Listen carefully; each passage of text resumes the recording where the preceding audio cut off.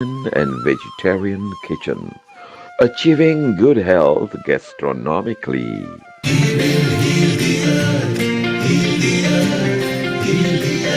Stars, they can tell you stories which are brighter than yesterday. The streets have never been so quiet. The squirrels found a new hideaway. Tomorrow will never be the same. There is so much hope in our hearts. Brick by brick, we shall overcome and walk right into a new start. Welcome to the brand new world. We're the children of our Mother Earth. Heal the earth, heal the earth, heal the earth. We will heal the earth, heal the earth.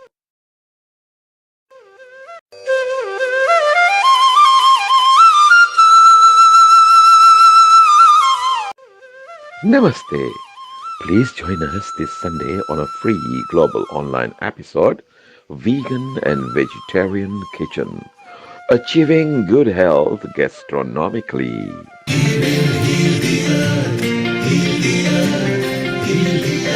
Stars, they can tell you stories which are brighter than yesterday. The streets have never been so quiet. The squirrels found a new hideaway. Tomorrow will never be the same. There is so much hope in our hearts. Brick by brick, we shall overcome and walk right into a new start. Welcome to the brand new world. We're the children of our Mother Earth. Heal the earth, heal the earth, heal the earth. We will heal the earth, heal the earth.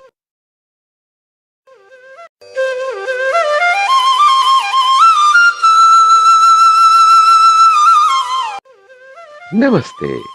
Please join us this Sunday on a free global online episode, Vegan and Vegetarian Kitchen, achieving good health gastronomically.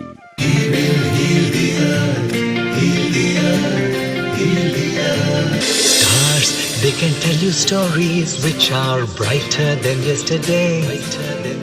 The streets have never been so quiet. The squirrels found a new hideaway. Tomorrow will never be the same. There is so much hope in our hearts. Brick by brick, we shall overcome and walk right into a new start. Welcome to the brand new world. We're the children of our Mother Earth. Heal the earth, heal the earth, heal the earth. We will heal the earth, heal the earth.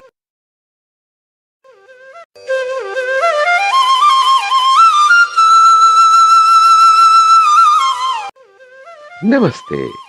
Please join us this Sunday on a free global online episode, Vegan and Vegetarian Kitchen, achieving good health gastronomically. Please join us this Sunday on a free global online episode, Vegan and Vegetarian Kitchen, achieving good health gastronomically. Please join us this Sunday on a free global online episode, Vegan and Vegetarian Kitchen, achieving good health gastronomically. Please join us this Sunday on a free global online episode, Vegan and Vegetarian Kitchen, achieving good health gastronomically. Welcome to the brand new world.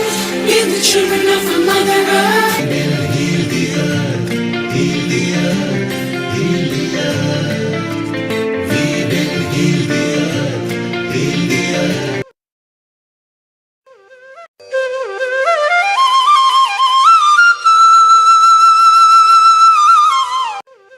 Namaste. Please join us this Sunday on a free global online episode, Vegan and Vegetarian Kitchen, achieving good health gastronomically.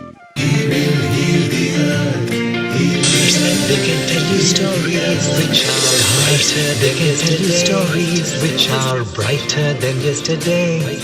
The streets have never been so quiet. The squirrels found a new hideaway. The streets have never been so quiet. The squirrels found a new hideaway. They can tell you stories which are brighter than yesterday. The streets have never been so quiet. The squirrels found a new hideaway. The streets have never been so quiet. The squirrels found a new hideaway. They can tell you stories which are brighter than yesterday. The streets have never been so quiet.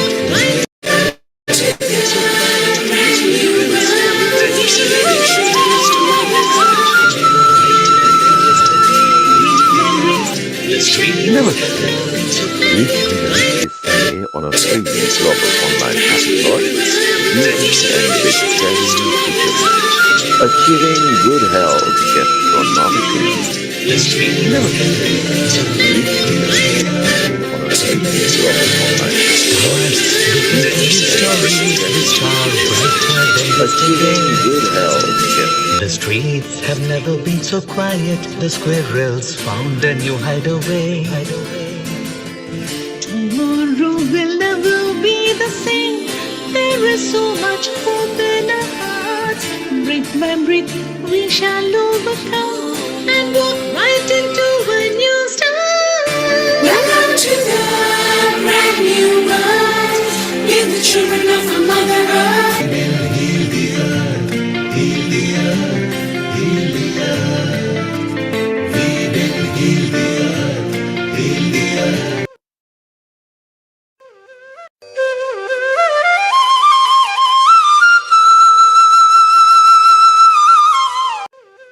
Namaste. Please join us this Sunday on a free global online episode, Vegan and Vegetarian Kitchen, Give the children of our achieving Mother good Earth. health gastronomically.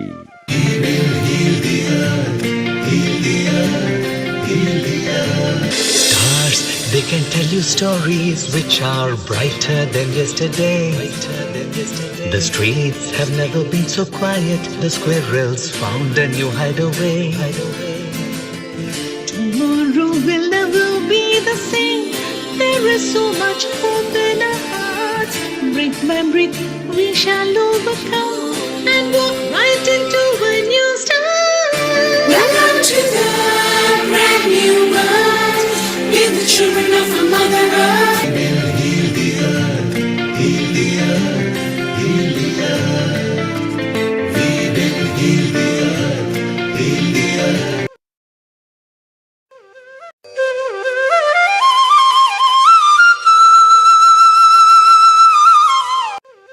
Namaste.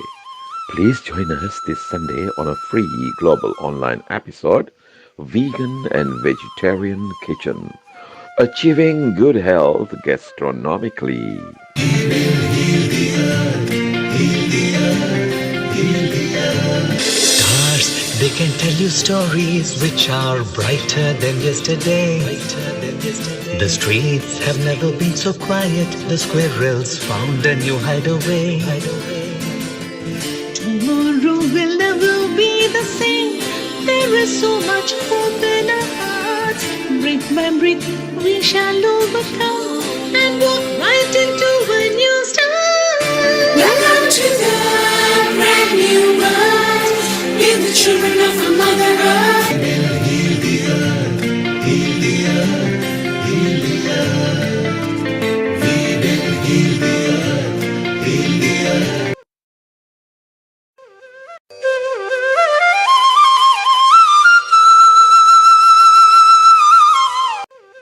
Namaste. Please join us this Sunday on a free global online episode, Vegan and Vegetarian Kitchen, achieving good health gastronomically. Heal the earth, heal the earth, heal the earth. Stars, they can tell you stories which are brighter than yesterday. The streets have never been so quiet. The squirrels found a new hideaway. Tomorrow will never be the same. There is so much hope in our hearts. Brick by brick, we shall overcome and walk right into a new start. Welcome to the brand new new birth. We're the children of our Mother Earth. Heal the earth, heal the earth, heal the earth. We will heal the earth, heal the earth.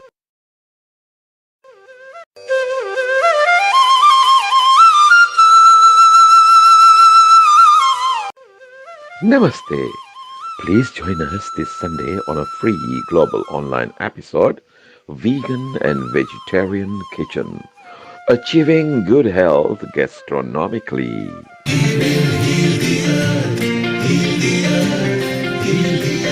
Stars, they can tell you stories which are brighter than yesterday. The streets have never been so quiet. The squirrels found a new hideaway. Tomorrow will never be the same. There is so much hope in our hearts. Brick by brick, we shall overcome and walk right into a new start. Welcome to the brand new world. We're the children of our Mother Earth. Heal the earth, heal the earth, heal the earth. We will heal the earth, heal the earth.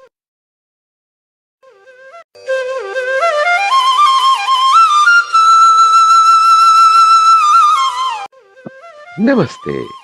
Please join us this Sunday on a free global online episode, Vegan and Vegetarian Kitchen, achieving good health gastronomically.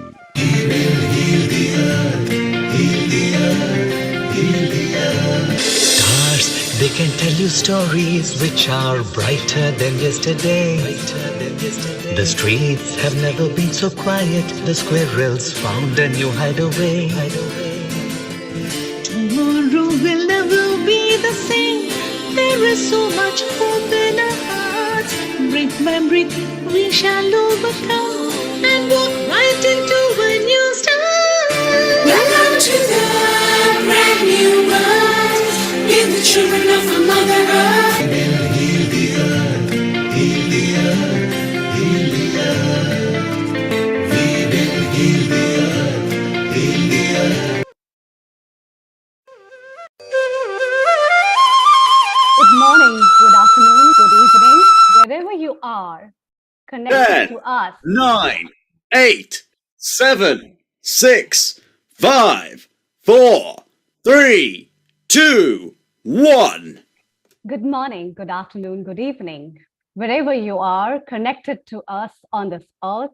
This is 189th episode of Healing Our Earth. Today's episode is Vegan and Vegetarian Kitchen, as today is World Baking Day and it's also World Tea Day. We have many exciting guests lined up for you. Just before we start, I'd like to start with a nice affirmation. You can hang on with something that suits you well. Mine is Gayatri Mantra. Let's close our eyes. Take a deep breath.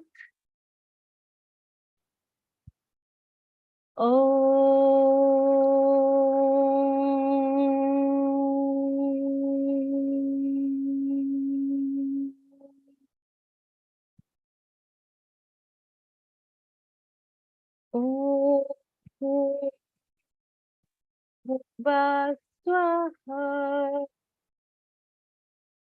Tatsavitvirvarenyam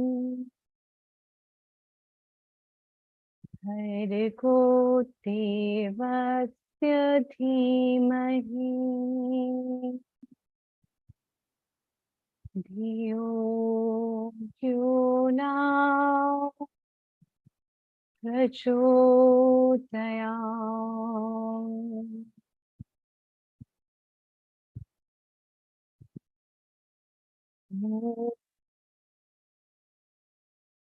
Shanti.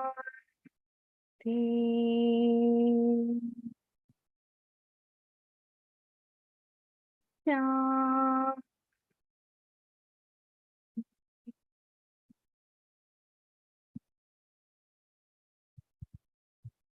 Welcome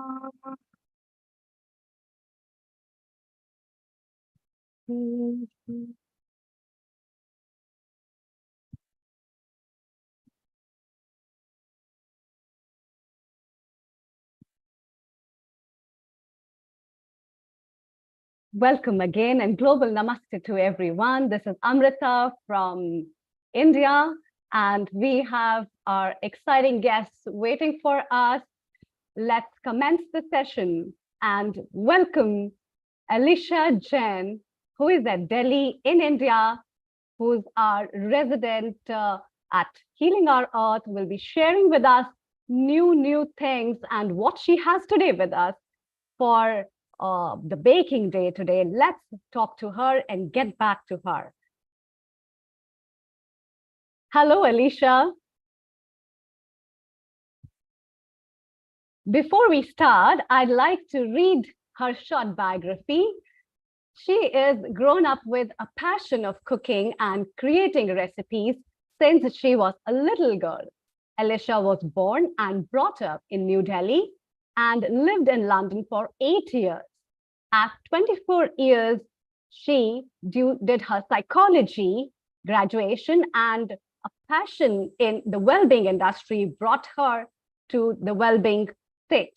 For the last 3 years, she has dived into holistic cooking and promotes healthy living through the recipes without compromising on the taste. Alicia has also learned about healing benefits of plants and nature, and has incorporated naturopathy and Ayurveda teachings in her recipes, which keeps her healthy through clean and conscious eating. After moving back to India, she has incorporated alkaline eating, fasting, and mindfulness into her lifestyle. And she shares her knowledge with others because of how it has helped her to cure her own illnesses over the years. She has also started a new venture offering fully comprehensive wellness programs in the Himalayas known as Winston Wellness Retreats. Alicia believes that life of quality is something everyone deserves to have. Welcome, Alicia, once again to our show of Vegan and Vegetarian Kitchen. A global namaste to you again. What have you come with today for the baking? Thank you, Alicia, we can't hear you. Unmute the other instrument. Thank you.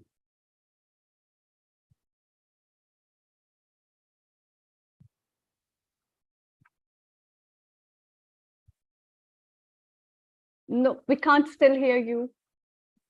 It's not unmuted yet. Please unmute. That's it. It is unmuted. Thank you, Alicia. Hello, sorry for the technical difficulties. Global namaste to everybody watching. Thank you, Amrita, for the lovely introduction. And so great to have you as a host. Welcome to the Vegan Vegetarian Kitchen as well. So what have you today lined up for us, actually? So today is World Baking Day, and so I'm more of a cook than a baker, but today I decided I'd give baking, I'd give a baking recipe to commence the occasion. So I've got a key lime loaf, and this is it's like I said in my that was mentioned in my bio. I mean, I do healthy, conscious cooking, but I don't compromise on taste. That's really important. So yeah, that's very important. Yes. Yeah, absolutely. So as much as all the ingredients are mostly clean ingredients and guilt-free, the taste is still there. That's what I wanted to make sure of. Right. That seems to be very interesting. In fact, incorporating the health and wellness into your food is the key that we all talk about. And so if you are giving us a platter that's very yummy and it's with baking, I'm sure everybody, right from the children to the elders would be loving it. I Yes. hope so. I hope so. Thank you. So please tell us what are the basic ingredients and how we can process them. Sure, absolutely. So, like I said, I'm doing a key lime loaf today. I decided to do a loaf because I think it's easier, and I think everybody has a loaf tin at home. And so, and it's nice and spongy and dense. And so, and I think most people anyway, have a sweet tooth. So this hopefully can satisfy their cravings. And it's a little bit tangy, it's a little bit sweet, it's like all the right balances. So like I said, I'm using clean ingredients. I'll just walk through all my ingredients one by one. Sure. So the first thing I want to start with are the limes, of course. I'm using key limes specifically. I'll just pick them up and bring them closer to this screen over here. These limes are like the smaller limes, the sort of Asian variety that you get over here. Especially in India, these are the ones we use. These are called key limes, and these have seeds in it as well. You know, a lot of limes and lemons these days, they don't have seeds. So these have seeds. That means they're also not genetically modified. They are a native variety and full of goodness. And although they are acidic to taste and acidic in nature at pH, once key limes enter your body, your digestive system actually, through the enzymes, it alkalizes your body. So it's very, very good to alkalize your body. So I'm sure you must have heard people have lime. Definitely. Lime And yes. And when people take lemonades and stuff, the tangy taste of lime basically acts as a very good appetizer. It's a very good digestant. So definitely it adds up to and when it's with the baking or something into it with the cakes and stuff, it just gives a very good aroma as well as taste, basically. So yeah, that's good. Key limes, which are, I think, quite a lot available in the Asian countries. And as she mentioned, it's a small size with seeds into it. So you can look into that. They are pretty fresh, and those are being consumed for baking. Yes. Yes, absolutely. And these are the ones that we use in everyday cooking as well over here. I think if you're in like European or American countries, you will have to seek out key limes specifically. If you can't find them, I think regular limes will also do, you know, the green ones. Those will give them more tangy, sour taste that everybody loves. But these days they're coming a little bit yellow in the market because they're quite ripe these days. But that's also nice because you get more juice out of them. So that's really good. So we need pretty juicy limes we need. Yes, absolutely. That's really important. And I'll be using the zest as well. That will be a really nice touch, you know, to the dish. And so the next ingredient I want to talk about is jaggery. Jaggery powder specifically for this recipe to make it easier. So this is basically unrefined cane sugar, and it is natural. How it's made is you take the sugar cane and it is cold pressed, and the juice has been extracted.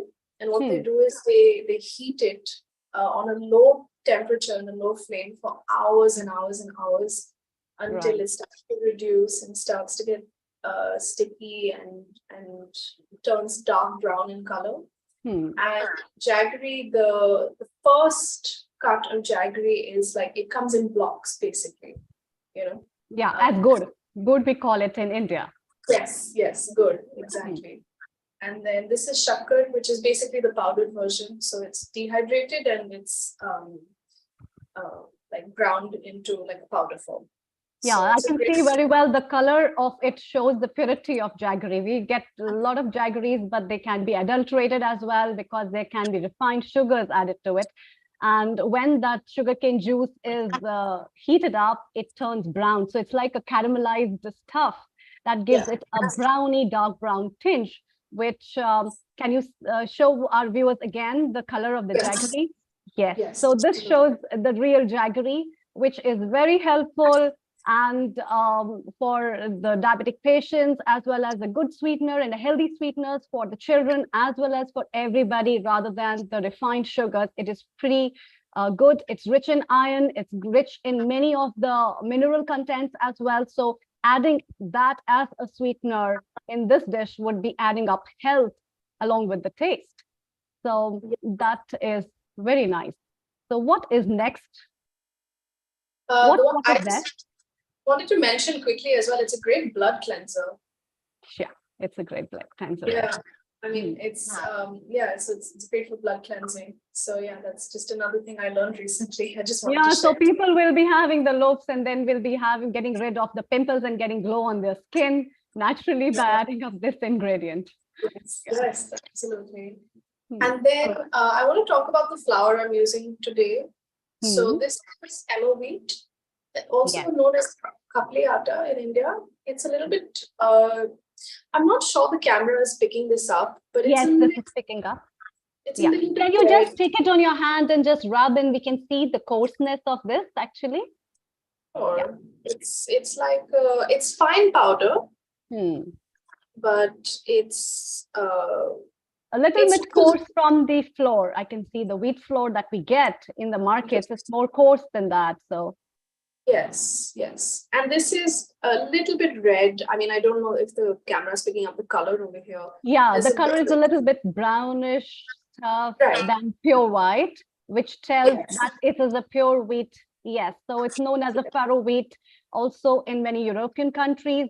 This Okay. wheat is specifically very good in selenium. This wheat is very good in magnesium, manganese, calcium, and specifically it has low glycemic index. So having a low glycemic index, it can be consumed for people who are diabetic, as well as it also is very useful being a gluten-free diet. So it can be used for people who have gluten intolerance and for pregnant women. It is one of the very good sources of calcium and minerals. Therefore, incorporating this kind of a wheat into their diet post-pregnancy and during pregnancy is also very, very beneficial. So that makes it really healthy. And now we are waiting for other ingredients so that we can see how we are going to make a lovely loaf out of it. Yes. That's a great point. I like the fact that you said it's good for postpartum, like pregnant women, after women come out of pregnancy. Yeah, and especially during pregnancy, we have so many cravings. The women have so many cravings. So if this dish can prove out to be a very beneficial when they want to have something as a cake and loaves. Yeah, I just wanted to mention one thing about the gluten. So if somebody has celiac disease, this won't be suitable for them because they're completely like intolerant to gluten, allergic completely. So please consult your doctor before you eat certain flours. But for people with gluten intolerance, you're correct. The intolerance, which is mildly tolerant to gluten, this has low gluten. Because this actually is a native wheat variety of India. It's been cultivated for over 5,000 years now. It's not been modified. And so it is one of our like heirloom varieties that we have preserved, which is why it's got all those amazing benefits, like you mentioned, because it's not been messed around with. I think farming and agriculture these days, when they are growing food, especially staple crops like wheat, corn, rice, tapioca, like all these things, they modify it so that it is higher in starch content. And therefore higher in the glycemic index, and then it's low on protein, low on fiber, low on iron, and all those other important things. This is the complete opposite, so it's got higher protein, higher fiber, higher iron, all those things you mentioned. Yeah, so true. And moreover, the best benefit is that your diet basically is having this wheat content, which is totally making it really healthy. Otherwise, the refined flours as well as the wheat flours, they add up to the intestine, they create constipation. So I can see this is rich in fiber as well. So it will prevent many of the gut disorders and is a very good digestant as well. So here you go. What's next? So the next ingredient is butter. And this is I would say try and get your hands on like maybe some good quality butter, maybe A2 butter. I'm sure you can maybe explain A2 butter a little bit better since you have Ayurvedic background. But good quality butter is always good.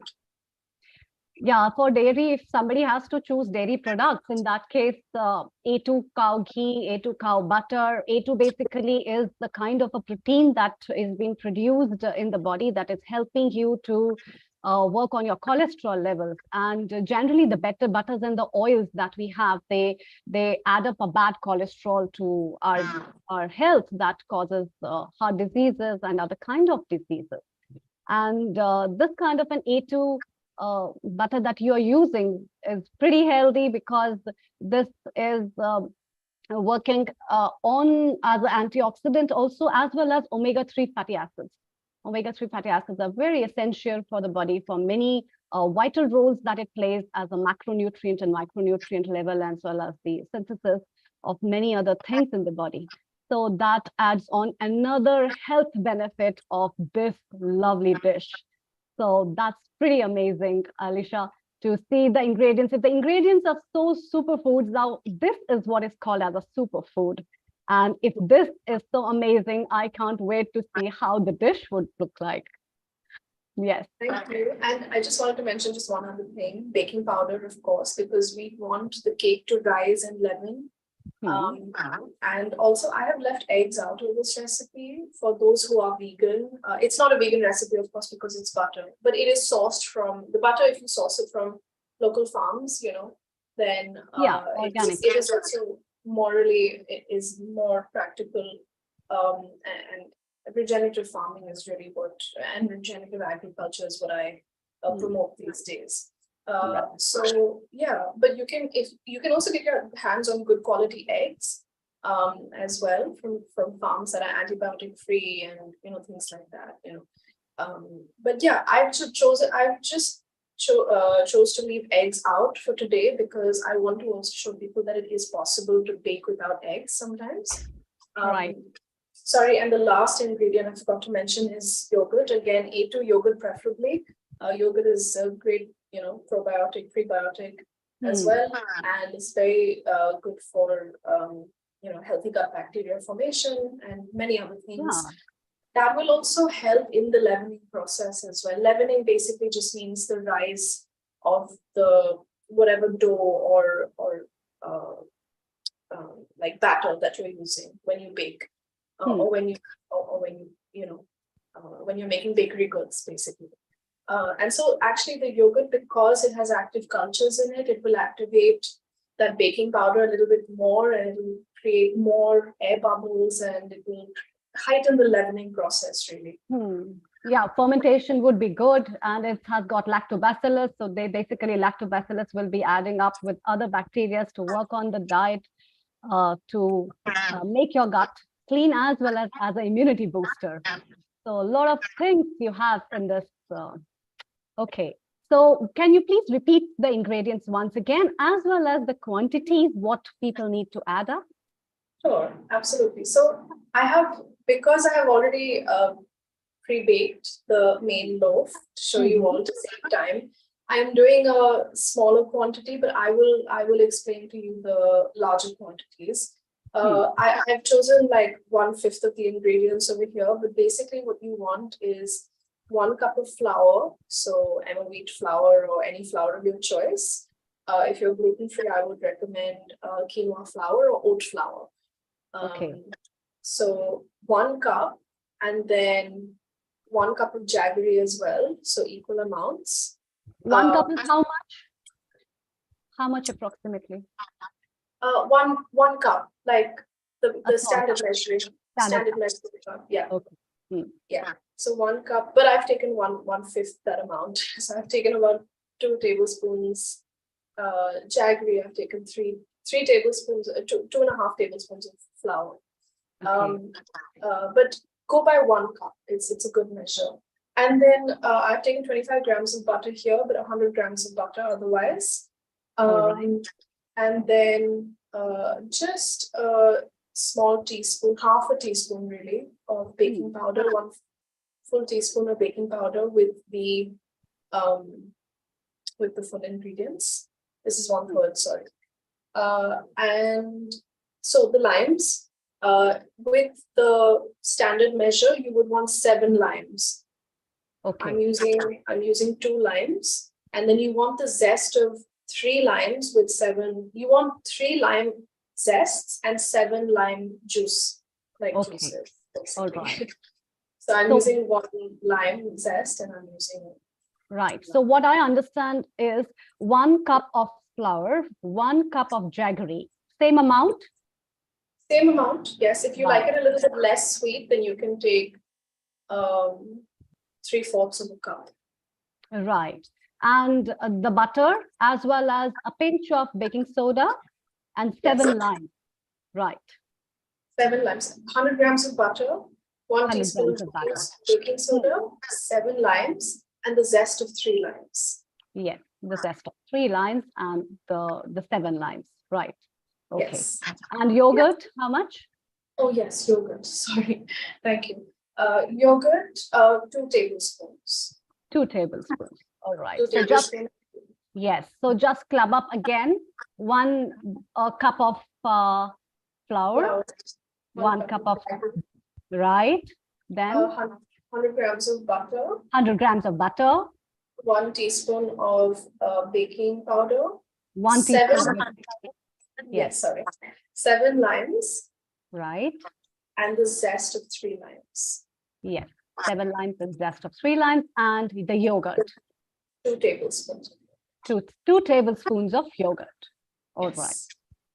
And because we're not using eggs in this recipe, Right. if you'll see, I'll show you the dough, and I'll show you a little trick later on how to make the batter perfect while Sure. still keeping the consistency.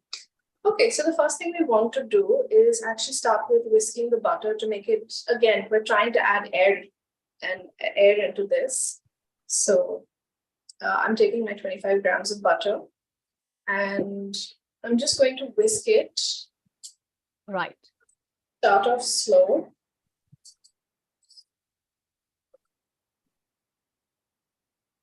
There we go.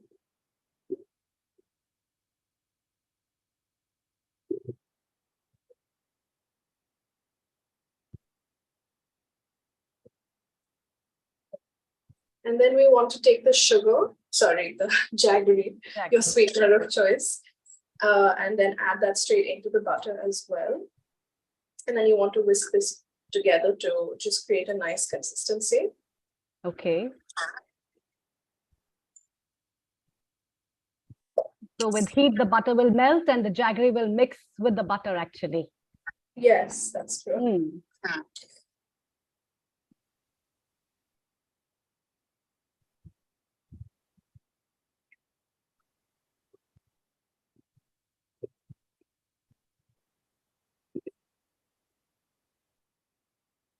So, because I'm using smaller quantities, it will mix differently. But when you use the full measurements, then it will mix better. I will just fold this in just for Right. demonstration purposes. But the butter has been whipped, so that was basically the point. You want it to be nice and fluffy and airy. So that has happened. So I'm just showing as much of this as possible. And then the next thing we want to do is add the rest of our wet ingredients to the batter. So I'll just fold this in quickly. It's nice and aerated. So I'll just now fold that in. And you see that color, like it actually adds a really nice caramel flavor to have Yes. jaggery. Yes. Can you just show to our viewers again? Can you bring the spatula up a little bit so that they can see the blend? Yes, that looks yummy. Right. And then what we want to do next is add the yogurt. All right. So I am doing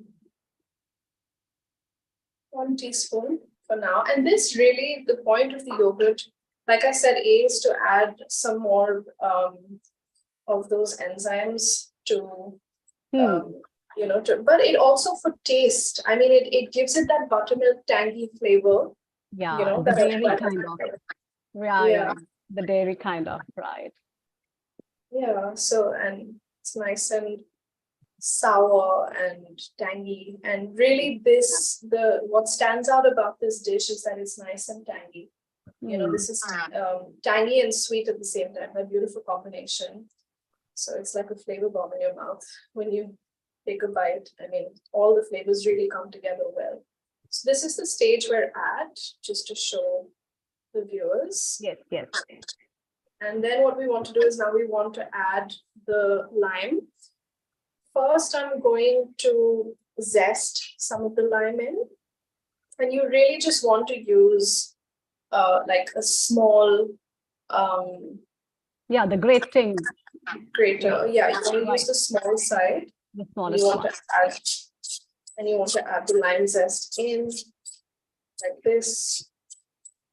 And really, I like to add a lot more lime zest than usual. So you can go based on your flavor palette and based on your taste, but it really does elevate the dish to add lime zest. Yeah. And yeah, try and make sure, I think when you're adding lime zest, especially try and make sure, because you're using the skin, try and buy unwaxed lemons or limes. Yes, that's very important. Yeah. Cleaning them properly is very important. Buying them unwaxed is very important. Make sure they don't have any disease. There's no plant disease on them. They pretty look fresh. And that would be the best. So can you also show our viewers the grading forks that you are using so that they can have an idea which one exactly to use? Yes. The little one. Small one. Yeah, the little one. Right. Really small one. Good. You can use a microplane as well. Oh yeah. This works. This works well. So I'm adding a lot of lime zest, as you can see. So in the normal mixture, I'm just going to talk about the one with the more ingredients. You want to add 3 lime zests, like we mentioned earlier. Yes. Okay. Yeah, for now this is perfect. This is great. And don't forget to take the under much. Yeah. That has the real stuff. Yeah. As much as possible. Yeah, there we go. So 3 of those. And then what you want to do is you want to squeeze this in between your hands to release all the juice. You can do this on the chopping board as well. It just takes out all the juice. And then you want to also add in the Please show it in the camera to our viewers. The lime, actually, how it looks like. Yes, so you can see very well the seeds which are in between, and you can see the yellowish juicy stuff, which is pretty juicy. That shows how fresh it is. Yeah. There we go. Go ahead. Thank you. So then you want to add 7 limes, like I said. That is really the key flavor over here, that lime juice. At the end, I'll show you the final dish. We will also add we will poke some holes in the loaf, and we'll actually add some fresh lime juice into the cake as well. So that's. So you need to squeeze the lime. Yes. Yeah. Try and just get out as much as you can. Hope everyone can see okay. Yes, everybody can see. Okay, great. So I'm doing 2 limes in this. Okay. 2 and a half, I think, should be good. This one. But 7 limes to the home. So just quickly do this. So apart from the ingredients, it's very important to use them properly, and which product you are using for cooking and baking. That's also very important. So in that case, whatever you are picking up from the stores and how you use them, that makes a big difference on how your dish will actually turn out to be. Yes, definitely. See how juicy they are. You want good equipment, absolutely, to make Yes. the most.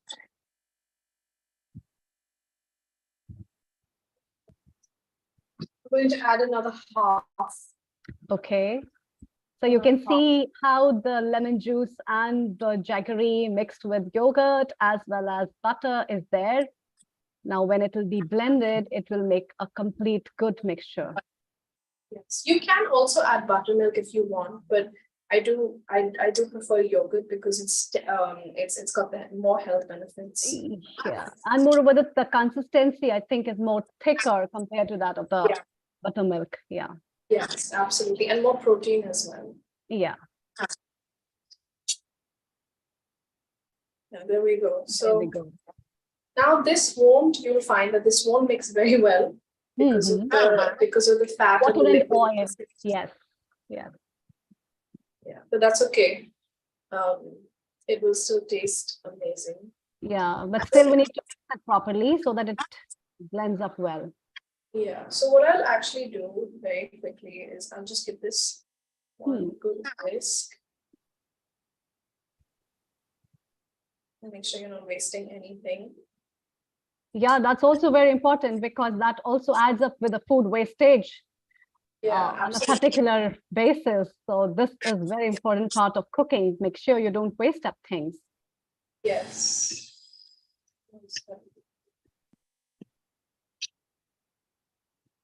Yeah, so this will not bind too well because obviously it's fat and liquid, but as much as you can is good. You'll see everything will come together eventually.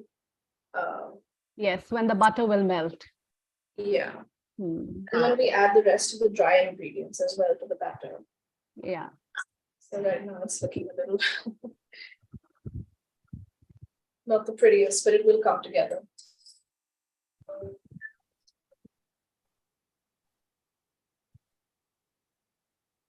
There we go. And then now what we want to do separately is we want to add this flour and baking powder separately. Okay. Yeah. So in a separate bowl, you'll be mixing up the baking powder with the flour, right? Yes, yes. And then you want to give this a whisk separately, like I said, because you want to make sure that the dry ingredients are well incorporated and the wet ingredients are well incorporated before bringing them together so that there's no inconsistency in leavening and in the batter. Yes, even you can sieve the baking soda into it because sieving will help in mixing up the particles together and then you can mix them. Yeah, yes, absolutely. Nice. Great tip. Thank you. So I'm now going to add the dry to the wet. Okay. And I'm going to give this another whisk. Now everything will come together, you'll see.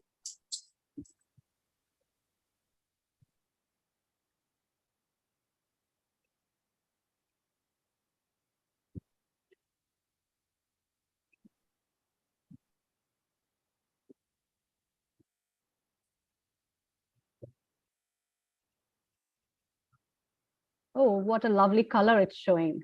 It's so creamy and brown, chocolate, biscuit brown, actually. It's a cookie brown color.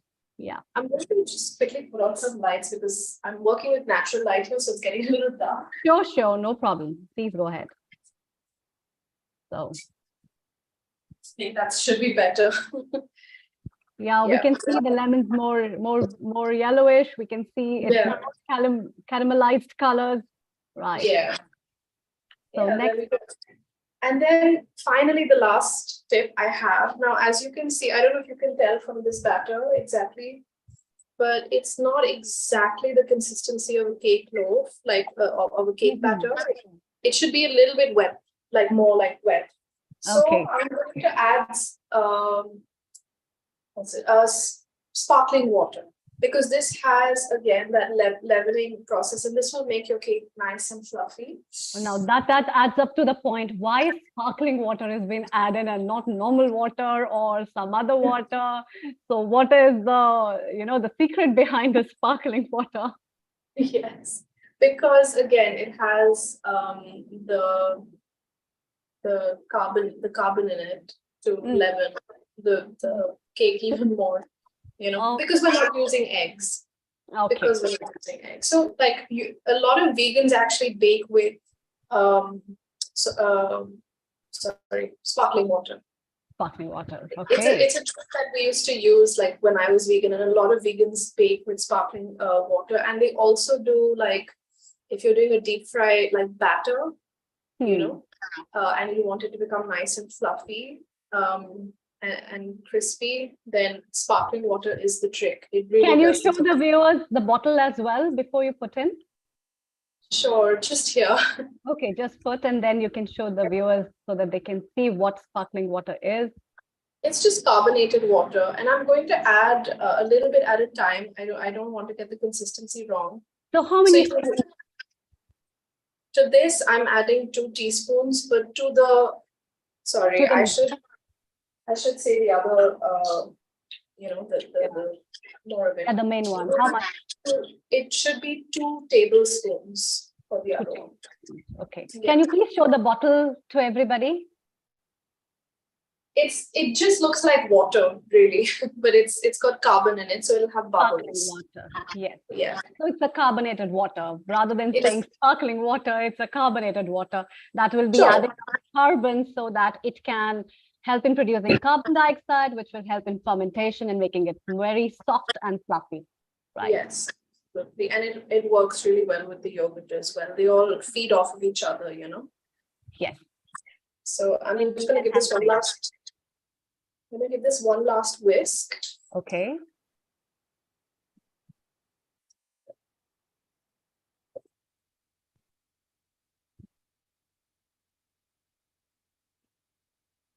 That goes more smoother. It's yeah, I can see that. Yeah. There we go. So this is done. This is your batter, and now you just want to put this in your baking tin, in your loaf. Okay. Right. And you want to bake it. I will give you all the oven settings and the timings. So what you want to do is while I scrape this off as best as I can, I'll give you those details. So it will be. I'm saying this in Fahrenheit. You can do your metric conversion, but it will be 325 degrees Fahrenheit. Right. For 25 minutes. For 25 minutes. Do we need to preheat it? Oh, sorry. Yes. Preheat the oven for 10 minutes. Right. And it should be on the fan setting. So don't do it on the grill. Don't do it on the oven grill. Don't do it on the oven right. broiler. So on the fan setting, right? On the fan setting, 10 minutes preheat it. And then what temperature did you mention? 325 degrees Fahrenheit. 325 degrees Fahrenheit for how much time? 25 minutes. 25 minutes. So for And 25 this should minutes. be, it should be perfectly cooked by then, and it should be nice and like goldenly brown on top, and nice and fluffy and light and aerated on the inside. Right. So yeah, this is done. I'll just quickly put this into the loaf. Like I said, for this one, I'm making a smaller quantity because I have already made the the loaf before. I've pre-made it so that we can save on time over here. And then just tell our viewers as well which dish you are using and how to bake it as well. What will be the... Right. So what I do is, like, this is not a loaf tin. I'm just using a very small baking dish, but you should, for the recipe, for the quantity I gave you, use a loaf tin. That comes out really well. So you want to use your loaf tin, and then you want to line it with some parchment paper or some baking paper. All right. Yeah, and a trick that I like to do with baking paper is I like to scrunch it up first, because it can be really hard. It can be really hard to set properly. So I like to scrunch it up first, and then I like to open it up, and it sits really nicely after that, as you can see. Okay. So that's a good idea. Crunching up the paper before you put it on the plate, right? Yeah. Okay, so all ready. There we go, and then you can put this. Do we need to oil it or like grease it with any of the lubricants of stuff with butter or stuff, or is it fine? Yeah, I mean, if you're using parchment paper, baking paper, then you don't need to. If you're going to put it directly into the loaf tin, then you would need to butter it. Yes. All right. Yeah, so this is Here we done. So go. Here we go. All the ingredients are already blended. also want to show you, you can Yeah, see that the those bubbles. bubbles from that fermentation, it's already kicking in and starting. Yeah. That's A how you know. a good bubbly dish, right? I'm sure Yeah. kids are going to love this. Yeah, I think so. If you like tangy Definitely. desserts, Kids always love spongy, fluffy, things that are more this kind of a stuff, and we can like, this is really looking very good. Yeah. and like I said, I'm not generally a baker, but this is a pretty foolproof recipe. I mean, it's so easy if you just get all your measurements right.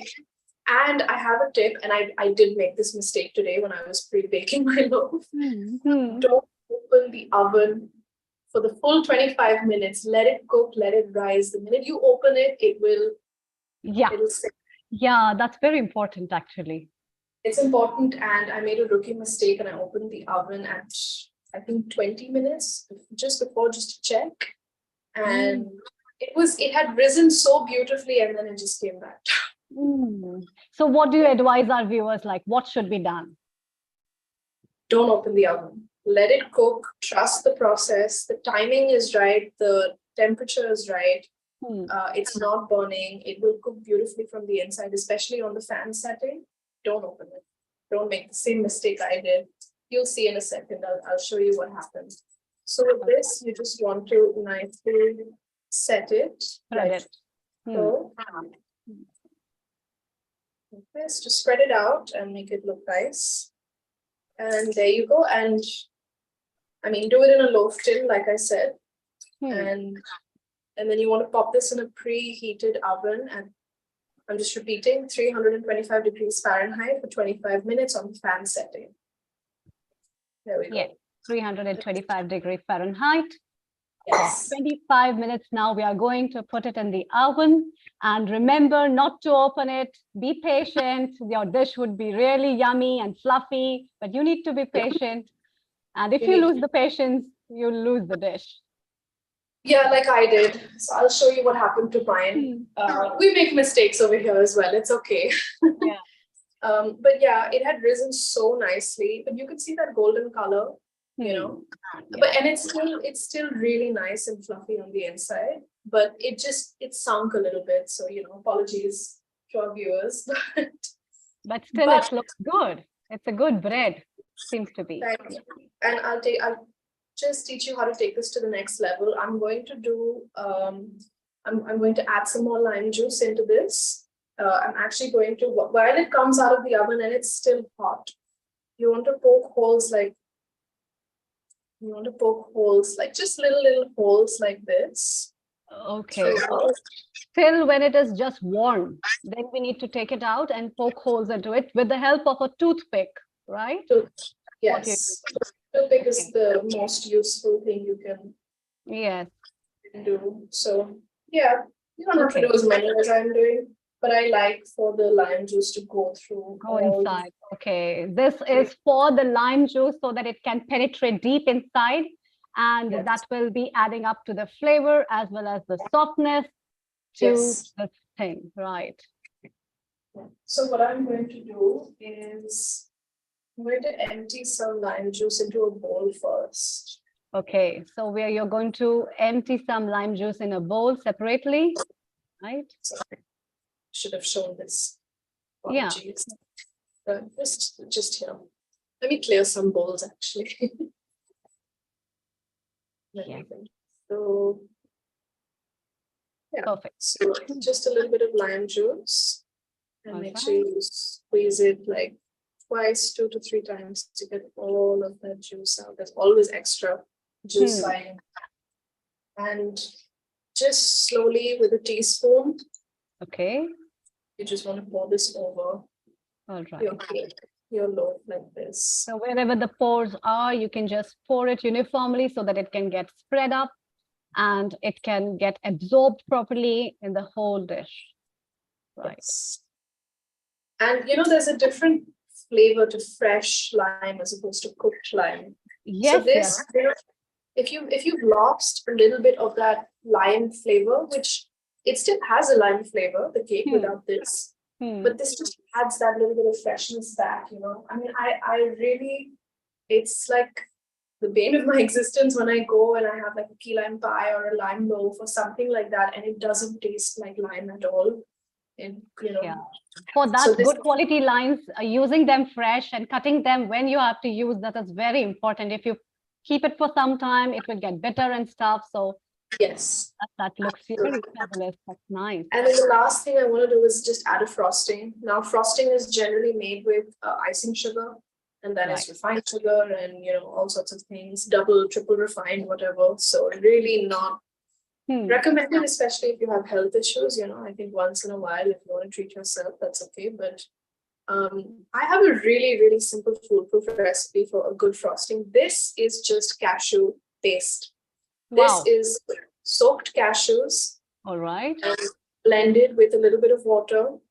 Okay. I'll give you the measurements for this as well. So this is 1/4 cup of soaked cashews in hot water. You can just soak them for 10 minutes, So 10 minutes in hot water. And then put them in the blender with 3 tablespoons of water. 3 tablespoons of water. All right. So basically there are soaked cashews in warm water. You need not to boil them. So don't add it to the boiling water. They are with the warm water. You warm the water separately, add cashews to them, put them for 10 minutes and then blend them, right? Yes. With 2-3 spoons of water. That's what, because it needs to be thick, I think so, It needs to be thick. And also because we're adding some more lime juice to this, so it will thin out eventually. All right. So make sure you don't add a lot of water to this when you blend, because we need to add lime juice a little bit. So it has to have a thick consistency, which is pretty healthy rather than using refined sugars and icing sugars, which adds on with so much of cholesterol and fat and unhealthy diet. This is amazing. This is a really healthy icing, as well as the ingredients are good. Yes. And you want to add some lime juice and some stevia. I've chosen stevia as my source of sweetener because I don't want the color to change. With jaggery, it goes like that beautiful caramel color, but it's not what you want for the frosting. Yeah, stevia, to let people know, it is a plant which is helping you to control your insulin levels, and it's a very good substitute for the diabetic patients to use stevia. It's a good sweetener. Even if you can plant it at your homes as well, stevia leaves are very amazing. You can chew them if you feel you are having sugar cravings, which is pretty healthy as well. And using it in your diet as an ingredient would be the best, healthiest thing ever. So using stevia with the cashew icing is one of the best thing I've ever seen, which is very healthy, very holistic, as well as very spiritual. So talking in terms of sattvic diet, it is countering to that level, which will be helping you to make your taste buds really good, as well as your soul will be also nourishing by this. That was lovely. Thank you. No, that really adds on with such a thing. It's very important to add up with the diet, which is healthy, and to cook something and to bake something. And so it's the best baking dish that can be there with this. Okay. So how much lime have you added to this? So I'm adding 2 limes to it, but before I add one of the limes, I'm going to actually zest a little bit because I want to sprinkle the zest on top for decoration. Okay, all right, all right. And for that fresh zest flavor as well. So I'm just going to zest a little bit into a separate bowl over here. And then I'm going to add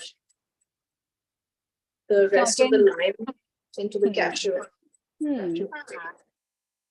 So again, the zest would be giving a lemony flavor. We have already added it in the dough, basically when we prepared, but now we are going to add it on the top as a topping so that it can give you a tangy flavor. And then we will go with the cashew cream. Yes. Sweetened cashew cream with stevia and lime. Right.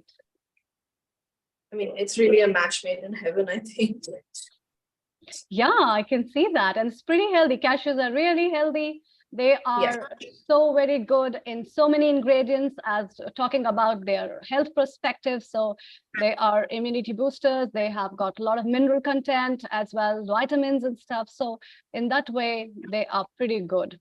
And all those people who can't consume cashews as such or have heating tendencies, very good alternative.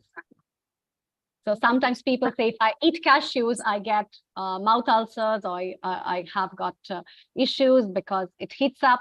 So I think lemon basically is also like a cooling agent. That's why we take lemonades in summer. So that will be adding up the cooling stuff to it. So that will be a good combination from my side. You learn something new every day. I did not know that. Yeah. Great. Okay, so this is done. I'm going to quickly plate up. I don't know how much time we have. No, we have time. Take your own. Take your time. No hurries, no worries, right? It's going to be so good. So let's have it. So, yeah, I'm just going to add that second lime now into the cashew cream. Okay. And this is going to be the perfect consistency. So 2 limes into the measurements I said earlier. 2 limes into the paste of cashews, which was added up into a lukewarm water or a warm water. Then the paste was made with a little bit of 1 or 2 spoons of water. And we are using plain water here, not sparkle water. And then we have stevia as well separately, and we have the lime zest. Yes, absolutely. So you want to mix this first. Okay. You want to mix the lime juice and the cashew cream first. And this will just become a beautiful consistency. As you can see, it's nice and creamy. It's like a drizzle. Right. And I'm going to add the stevia. And the stevia, the measurements for this is one heaping teaspoon of stevia. 1 teaspoon. Yeah, 1 teaspoon, but it's like a heaping teaspoon. Heaping teaspoon, all right. So 1 heaping teaspoon is good enough. It really depends on your sweetness levels, how much you. Yes, if you really are a sweet toothed person, you can add up a little bit more. Depends upon, you can taste it a little bit before adding up. So if you really like to have something more sweet, then you can add up and see. And otherwise, it's ready. There we go. It's ready. And now all that's left to do is just drizzle it onto this cake. Sorry, I keep calling it a cake. I mean a loaf. Okay. Here we go. Let me just clear all of this. Yeah. So that looks good. Yes. Okay. Drizzle this on. Okay. So randomly, you need to move the spoon so that it just gets spread up together. Right. Yeah. Just like how frosting. Yeah, the way frosting has been done. Yeah. Yeah. You can even put it on like a kitchen rack and just pour it straight over and let it drip down the sides for that classic. Right. You know? But then this also has a good benefit, I'd say, because some parts would be without, some parts would be completely soaked into, and some parts would be a little bit mixed with it. So that also is very good. So the art of cooking basically depends upon a lot of designing and stuff, how you make things and what kind of instruments you're using for cooking. And that here it goes. It looks so good. Thank you. And just a final sprinkling of lime zest over the top. So all the viewers who are watching us, this is ready for your breakfast, lunch, or dinner as a dessert, whenever and wherever you are. You can quickly bake it and make it, and even order Elisha so that she can send online. Oh, maybe one day I'll do some online orders. But this is really so easy to make. You know, like I said, you can make this at home and just add a lot of lime zest to the top. It just, you eat with your eyes to begin with. So your dish, your food needs to look good just as much as it tastes good. So there we go. Wow, that's so good. This looks so yummy. Thank you. Right. So this was our dish, and I would like Alicia, that could you please repeat the ingredients once again, so all those viewers who have just joined us right now can have content of how to process it and what all things to be added. Yes, absolutely. So I'll start with the batter ingredients first. Right. So the batter will be flour of your choice. So I used emmer wheat flour. So I'll say 1 cup of emmer wheat flour, 1 cup of jaggery powder, Mhm. 1 teaspoon of baking powder. Those are the dry ingredients. And the wet ingredients, you have whipped butter, A2 butter, that is 100 grams. To that, you want to add, apologies, you want to add the jaggery to the butter. So you want to add the 1 cup of jaggery to the 100 grams of butter. You want to whisk that together. And then you want to add the limes. So it will be the juice of 7 limes and the zest of 3 limes. So you want to add this and give it a nice mix and allow that to incorporate. Then you want to add your dry ingredients of your emmer wheat flour and baking powder. Oh, excuse me, I did miss out the yogurt. 2 tablespoons of yogurt. Yes. As well to the wet ingredients, and fold that in as well to the wet batter. Then you want to add the dry batter to the dry ingredients to the wet ingredients, and you want to give everything a whisk together. And then once that's done, you want to add 2 tablespoons of sparkling water, also known as carbonated water, to the mix, just to give it that perfect consistency and keep it light and fluffy. Right. And then you want to preheat your oven for 10 minutes to 325 degrees Fahrenheit. And then you want to put it on the fan setting.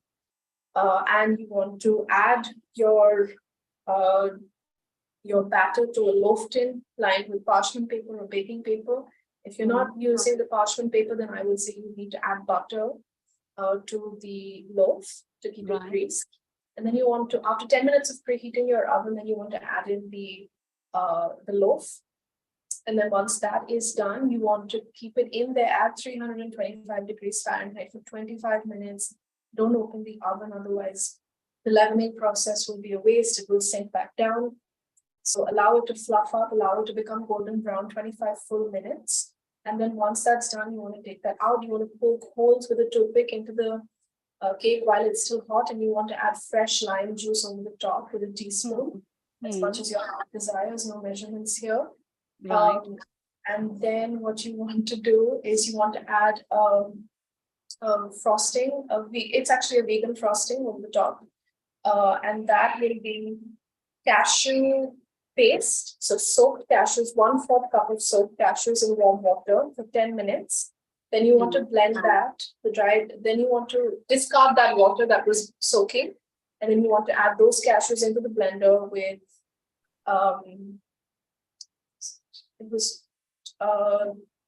with a little bit of water you need to add. Yeah, with 3 teaspoons of water. Yeah, 3 teaspoons of water, yes. And then you have your cashew paste, and then to that you want to add 2 to 3 full limes, depending on how thick or how creamy you want the consistency. 2 to 3 limes to that, and a heaping teaspoon of stevia powder. And then give that a nice mix, and then sprinkle that over your loaf and add some lime zest over the top. And there you go. I hope I mentioned everything in that summary. Yeah, that's really nice. That's really yummy to have, actually. And okay, so apart from this, do you think if somebody has to have add eggs, then what and how many eggs they have to add? I would say 2 eggs, and then you can omit the carbonated water. And eggs are not like water. They actually are like sticky almost, like when you have to beat 2 eggs and then add them, and that will be the perfect consistency. And then omit the carbonated water. Okay. And that will have the perfect consistency. Okay, all right. So basically, if somebody needs to add up with the eggs, then they can cut out with the carbonated water and add up 2 eggs, whisking Yes. them and then adding up it to the batter actually. Right. Yes. Okay. And this, yes.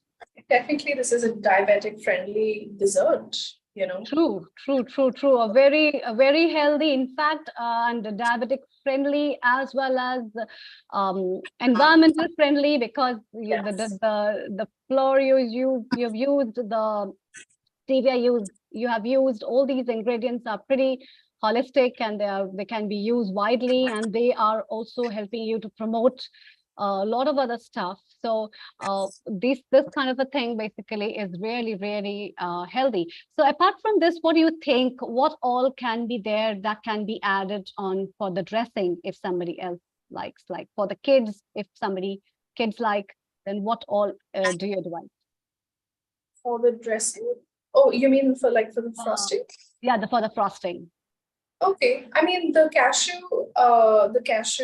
like the lime and cashew and stevia is good enough. But yeah, I mean actually you can get creative over here.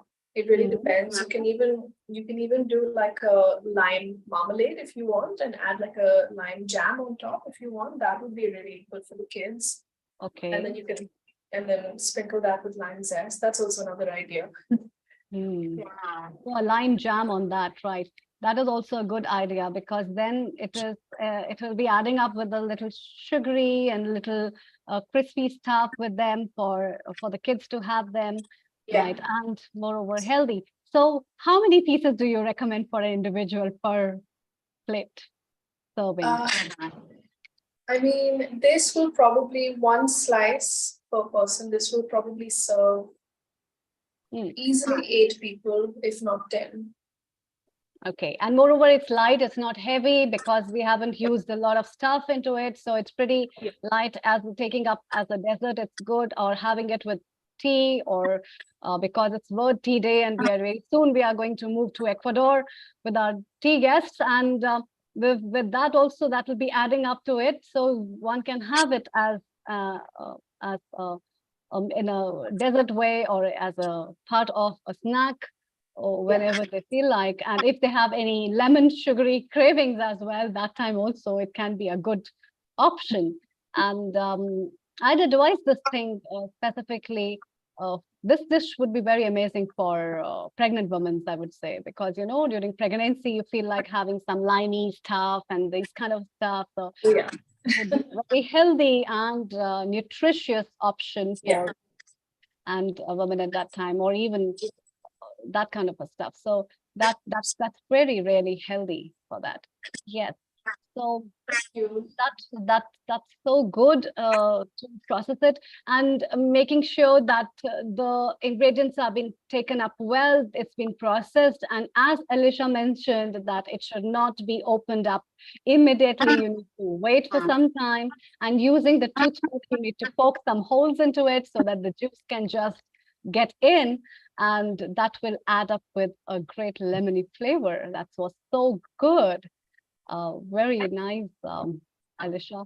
And thank you. I wish I could send some to you right now to taste. Yeah, definitely. Everybody, I think, on board is waiting for you to like just cut it off, and then can we just have a piece and see how it is going?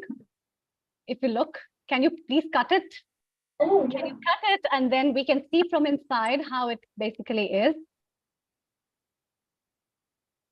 So I'll cut it from here. Okay. Wow. Let's see how softly it has been cut. Nice. It's very soft, and it's like pretty soft. It's nice and fluffy, but also a little bit dense on the inside. So me personally, I actually really like dense but a little bit fluffy cakes. So this is perfect. Yes. I don't know if you can see that. Can you just yes. There we go.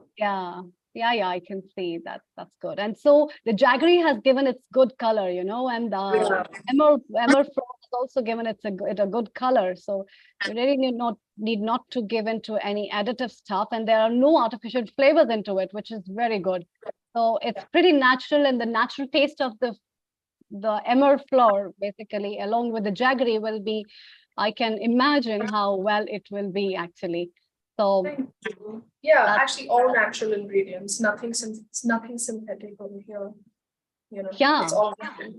pretty great. That's pretty nice because And that's if really good for a healthy meal. I know a lot of the times people get really you know, uneasy with going down the route of becoming healthy. But if you just keep all your ingredients natural, then you're on the right track. I think that's a really simple way to just, you know, start. right. So if roughly, can you just tell us like estimating how much calories this would be? Any idea? I did not calculate the calories, unfortunately. Okay.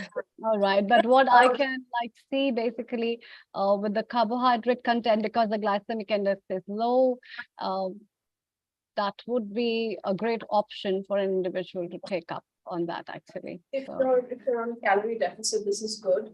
The cashews are heavy though. The cashews are one thing that are fatty and heavy, as well yeah. as the butter as well, of course. Yeah, but still, I think so. One piece or one slice or two slices is good enough for having per meal. If you have it in excess of everything is bad. So if you're having it a lot, that's a separate issue. But still, I would say it's far more better than the artificial flavored cakes and stuff and pastries and other stuff, which is Oh yeah.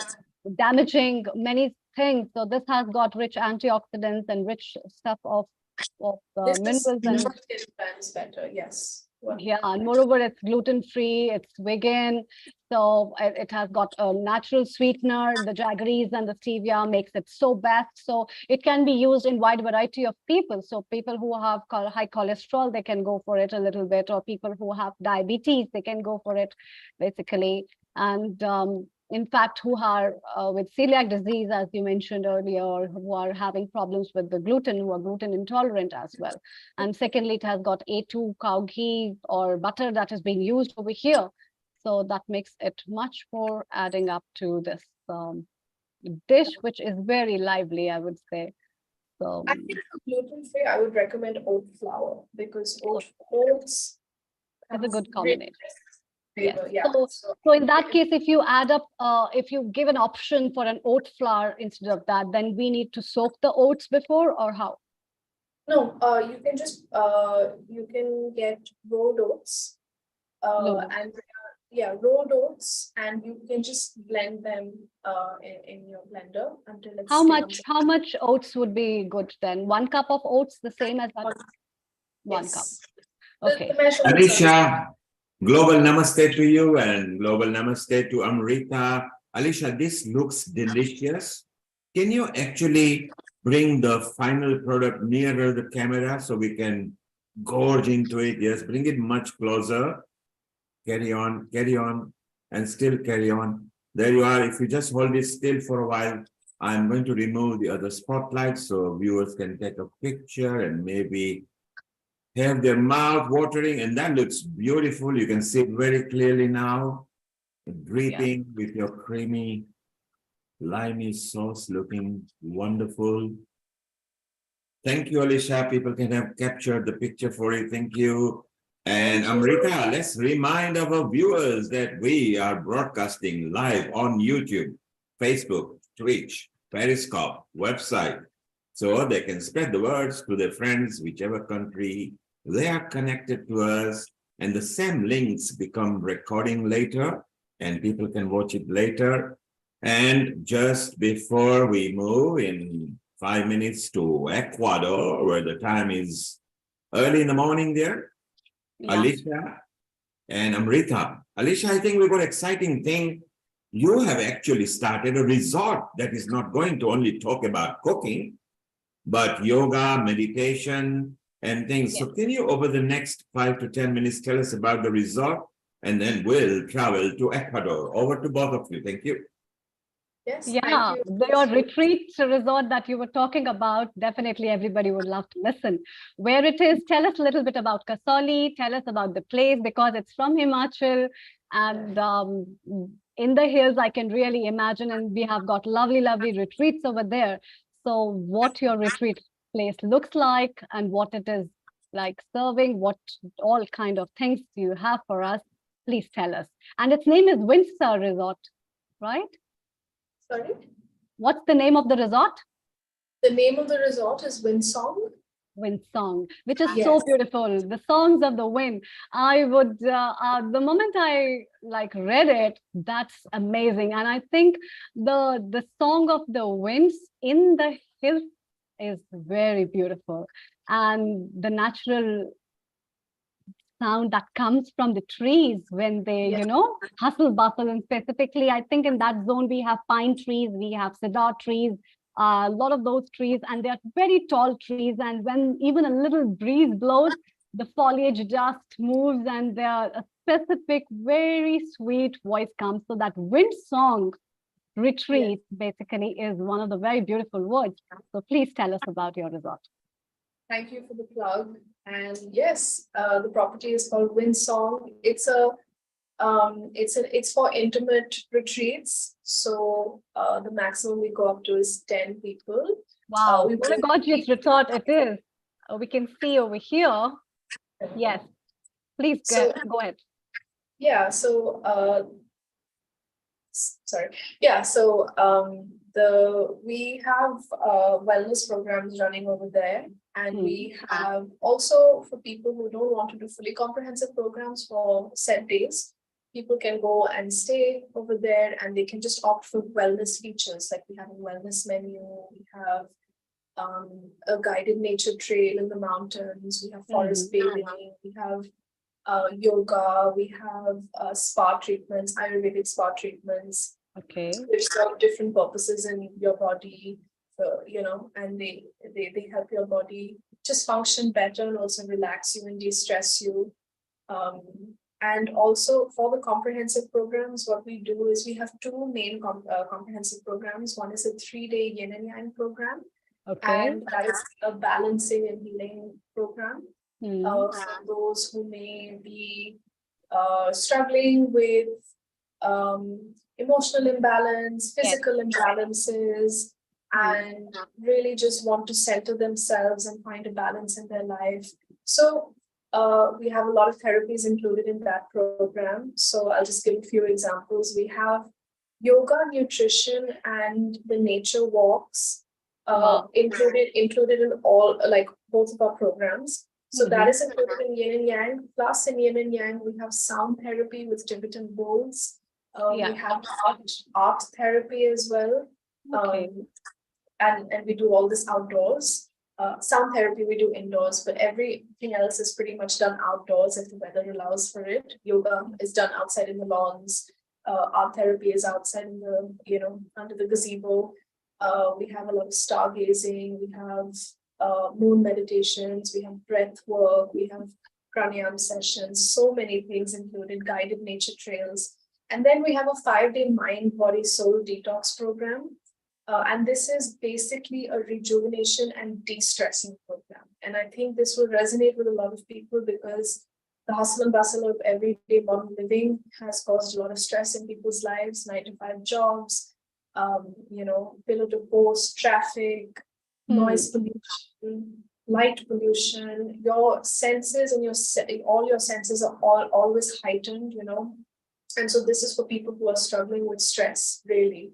And feel like they need a getaway, and really, so that's why this is a 5-day program. You really don't want to rush your rejuvenation and de-stressing program. You really want to understand also how you can take these concepts and incorporate them in your everyday lives. That is the key over here, because you are going to return back to your everyday life at some point, and you want to make sure that you use these things. You may not have the art, you may not have the sound therapy available to you or this or that, but you have certain concepts that you've learned and you can incorporate them into your lifestyle and make long-term lifestyle changes which are lasting. So the 5-day mind, body, soul detox program also has nutrition, it has yoga, and it has the walks included. The walks are a little bit different. So each day is different. There's a day for the mind, the day for the body, day for the spirit, soul. And then there's a day of silence and a digital detox, so no phones, so nothing to do with digital screens or anything like that. So it's a complete detox and rejuvenation and de-stress. And we have That's very good. I can see the resort and the pine trees as well, and the grass lawns which are outside, and I can imagine how well and beautiful environment this is that will be giving a good aroma of the pollens that are around, as well as the kind of retreats you're conducting.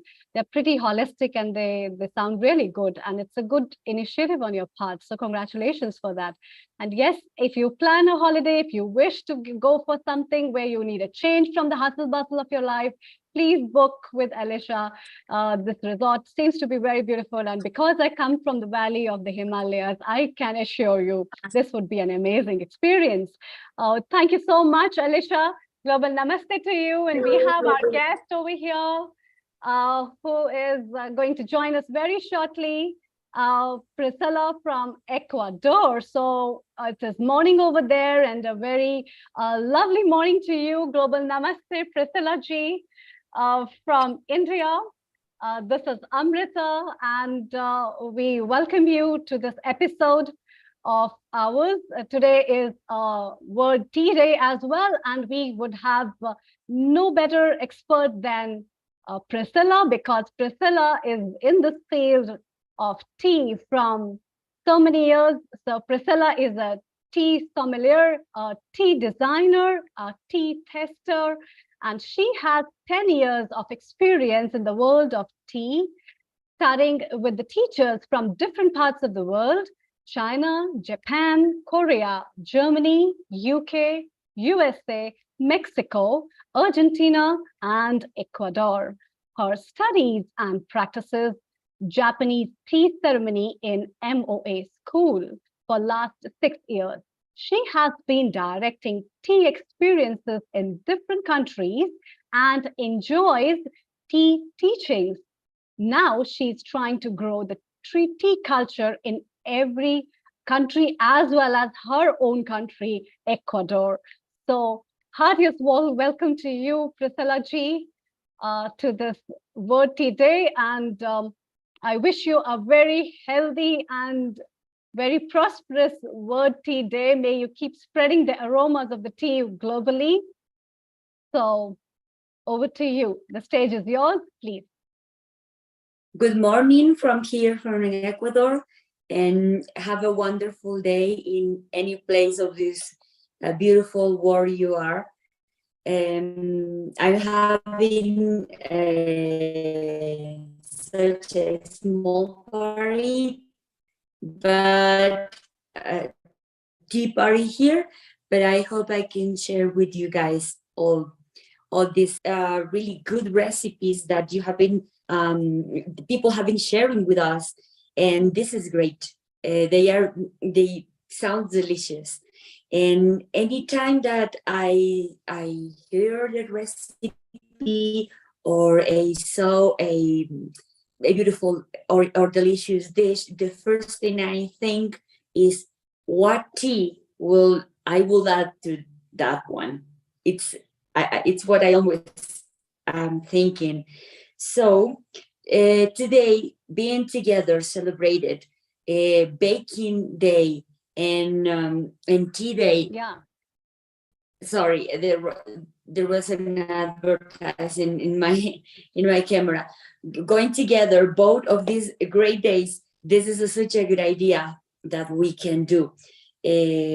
Well, thank you for your presentation about me.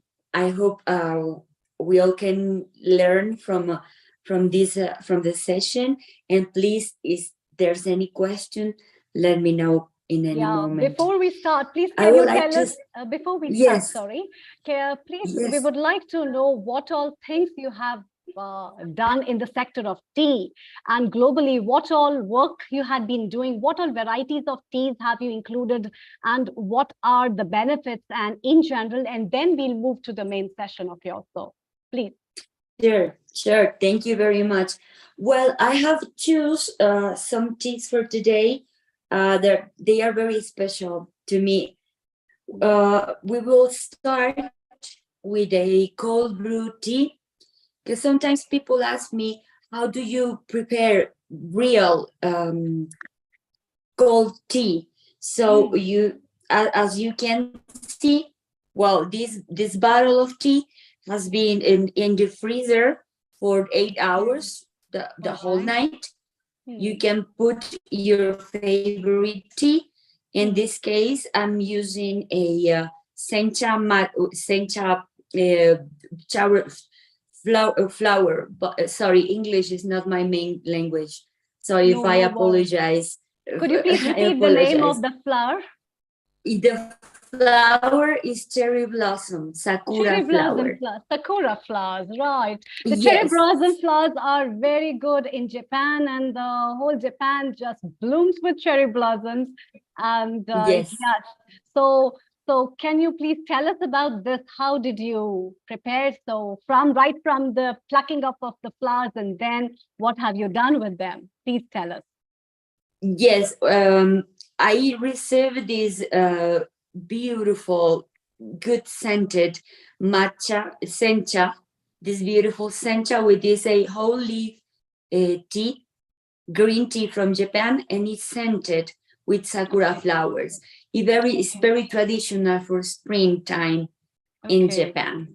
Yes. So I prepare it by cold brew, like I said, adding water and adding tea, and leave it to the freezer How for much 8 water and how much hours or more.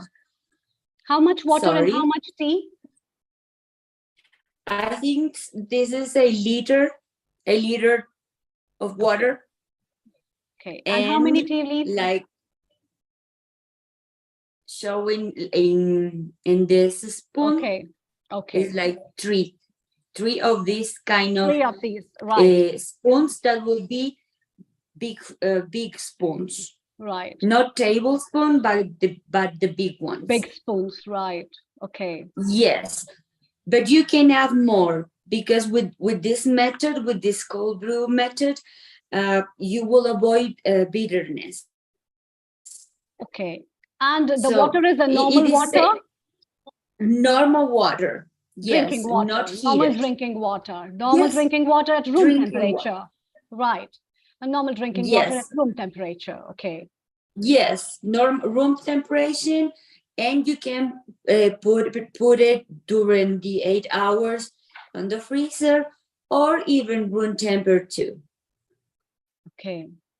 And you will have real cold tea for your breakfast, or for your evening, or for summer. So let me show you this. This tea has a very beautiful color. And do we need to choose shake this it? glass because no, Okay. no strongly, but maybe just in circles. Okay. And you have to make sure that you need to have one of these bottles who has a strainer. All right. Okay. And if somebody has this special bottle with this strainer, you can always put a strainer inside your bottle. All right. Okay. And that will be interesting to make circles, not to shake, it's not necessary, but to make circles. Okay.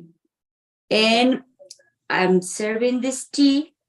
Would love to share it with you personally, but you can see the green color from sencha tea. Yes. It's very beautiful. It's very refreshing, and I can assure you the smell is great. Even it's cold tea, its aroma, it's great, especially because of sakura flowers. Yeah, so I can really feel the aroma of the sakura flowers actually. So what I wanted to know was, when we are adding up the tea leaves and water, after that we need not to shake it, just put it in the fridge. Yes, just put it in the fridge. Right. And remember, when we have tea leaves, they are reduced, they are dehydrated, and when we add water, they hydrate and they grow. Yeah. So it will fill more the bottle than we will think. Right. That's why you added up just 3 big spoons, because that is going to add up to Yes. the complete stuff. Right. That makes Yes. sense. Hmm. Because it's very important that leaves can develop, they can blossom and give us all the nutrients to the essential oils, vitamins, catechins that are important to and smelly tea, but also a healthy beverage. Okay. And a very important thing is because it's like uncooked and unprocessed. So basically, most of the times it can lead to fermentation. So what do you recommend? In how much time it has to be consumed? This needs to be consumed in one day. This has to be consumed in one day. Yes, yes, So, because light and extra water or humidity, it dependent in what part of the world are we living, but humidity or maybe even into the freezer, there are other food inside. Yes, so they can cross contaminate. Right. The flavors and the smells. Right. So yes, that is also a very important point, that food, how you keep your fridge, also a refrigerator is very important, because if there will be any added aromas that will be catched up with this and may disturb the whole sense of making up this cherry blossom tea.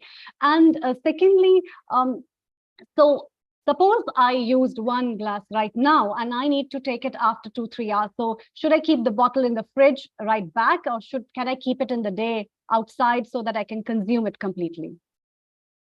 You can put it back to the freezer and it will be okay.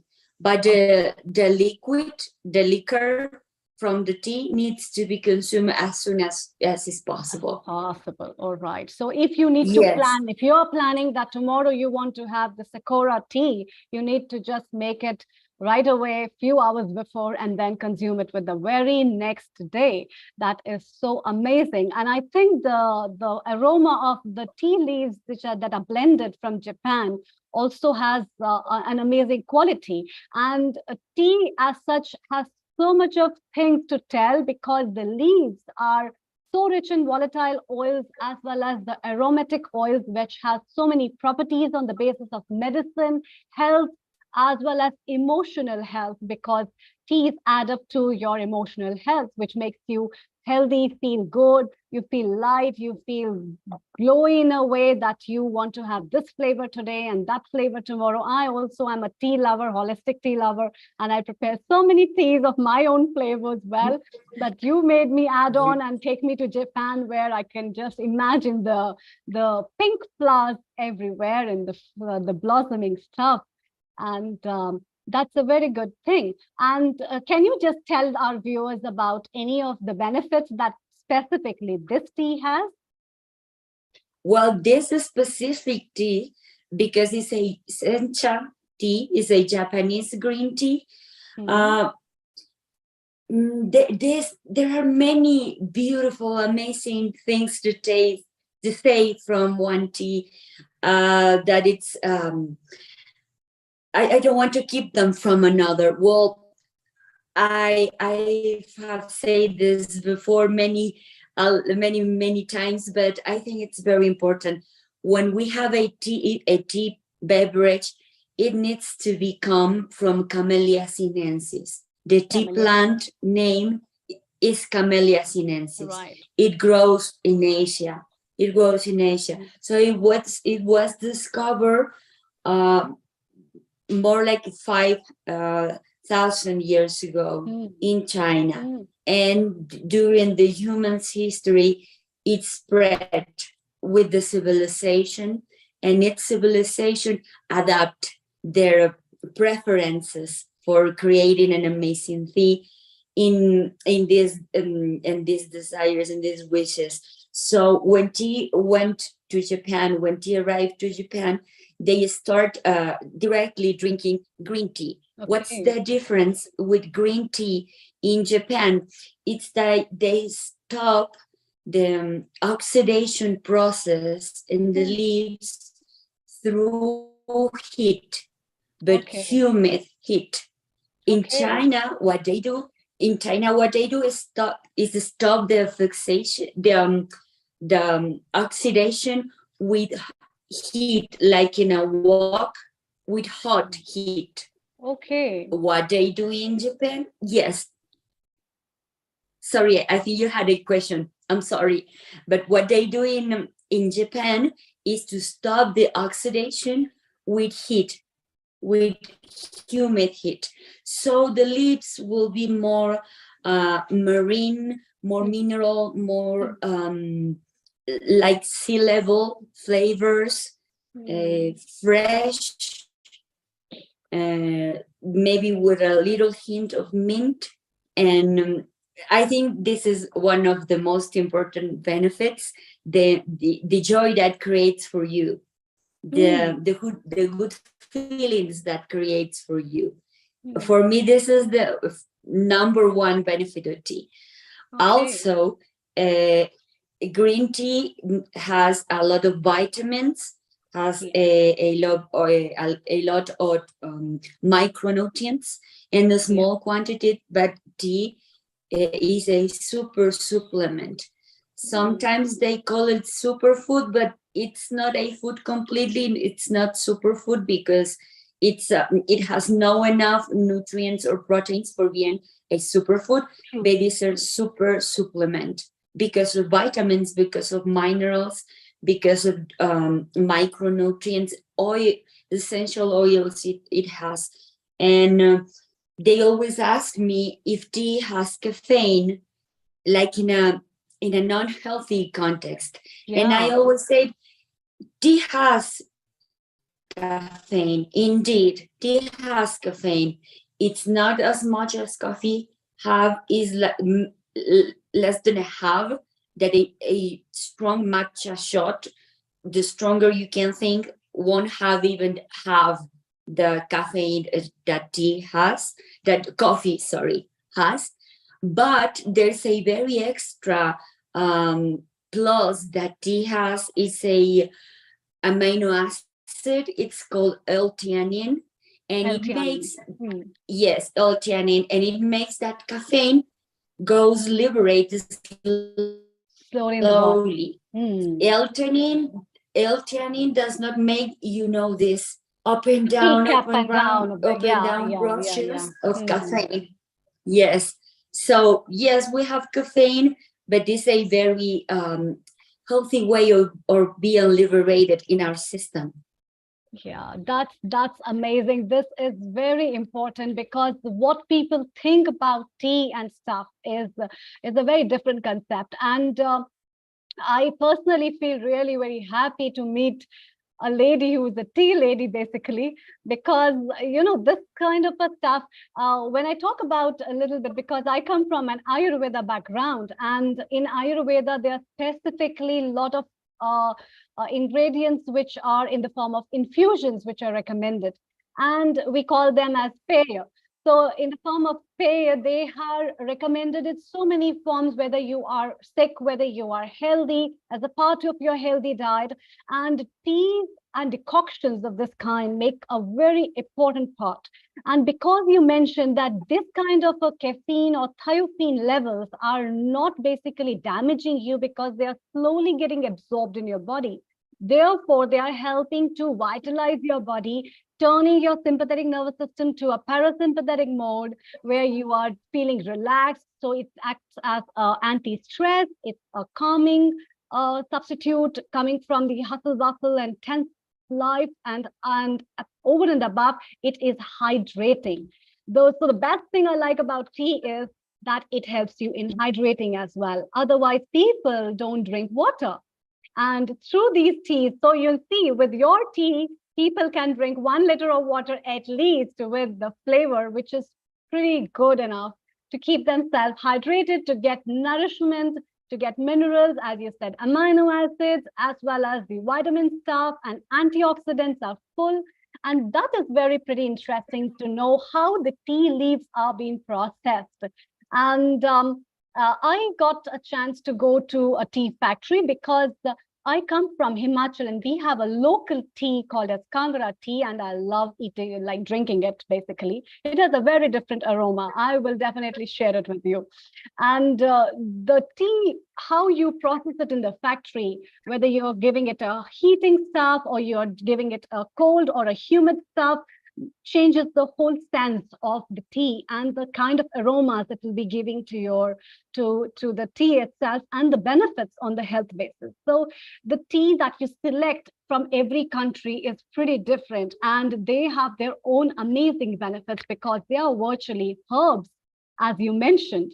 And apart from this, can you tell us what other kind of teas do people in Japan drink, and what all are your experiences about the teas that you advise people to have? As you said, being in a tea factory is such an amazing experience. I had the chance of being in tea factories in China, in Japan, and actually here in Ecuador, we have a small tea factory that produces CTC and in the jungle, in the Amazonian jungle. And I could say all these different places with these different terroirs and the different countries and methods makes each tea unique. In Japanese and in Japanese tea ceremony, we value a lot the ichigo ichie, which means the moment never repeats. Yeah. Like if tomorrow to this same hour, you and I will talk together and we will talk about tea, our conversation will be totally different because every moment is unique. So every teacup is unique, every tea factory is unique. And of course, every tea from every country has its uniqueness. So as I was saying, in Japan, they stop oxidation by heat, wet heat. So the smell is amazing.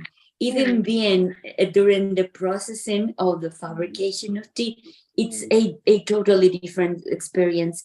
It's like being surrounded by the perfume, but a very delicate perfume that has tea leaves, the nature, the flowers around. When in Japan you have very near the ocean, so even an ocean breeze is near. So that's what I like to remember and to evocate when I drink teas from Japan. And there's this philosophy and this respect, this kind of respect from the artisans, from the growers, from the people who fabricates the tea, for people to fabricate the utensils, from people who fabricates the meals that we are serving with the tea. And the idea is to do your best job to serve your people in your table or in your tea house. So it's beautiful, prepare, and very important to choose every detail for your guests. What aroma will my guest enjoy? What meal or snack or my guest it requires many things and devotion, beautiful, the many things that tea has taught me. It has been an amazing teacher. Okay, that's very wonderful, and it's just so important to know like which kind of aroma you want to serve your guest is so important.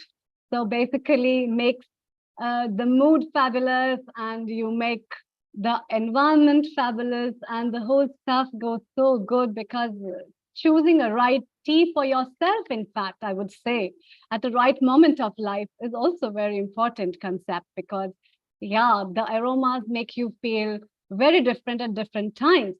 Yes. So what next do you have for us today?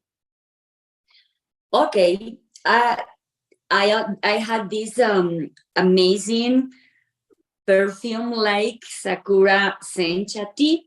And I also have here some cold water, hot water, I'm sorry. Oh, hot water, right.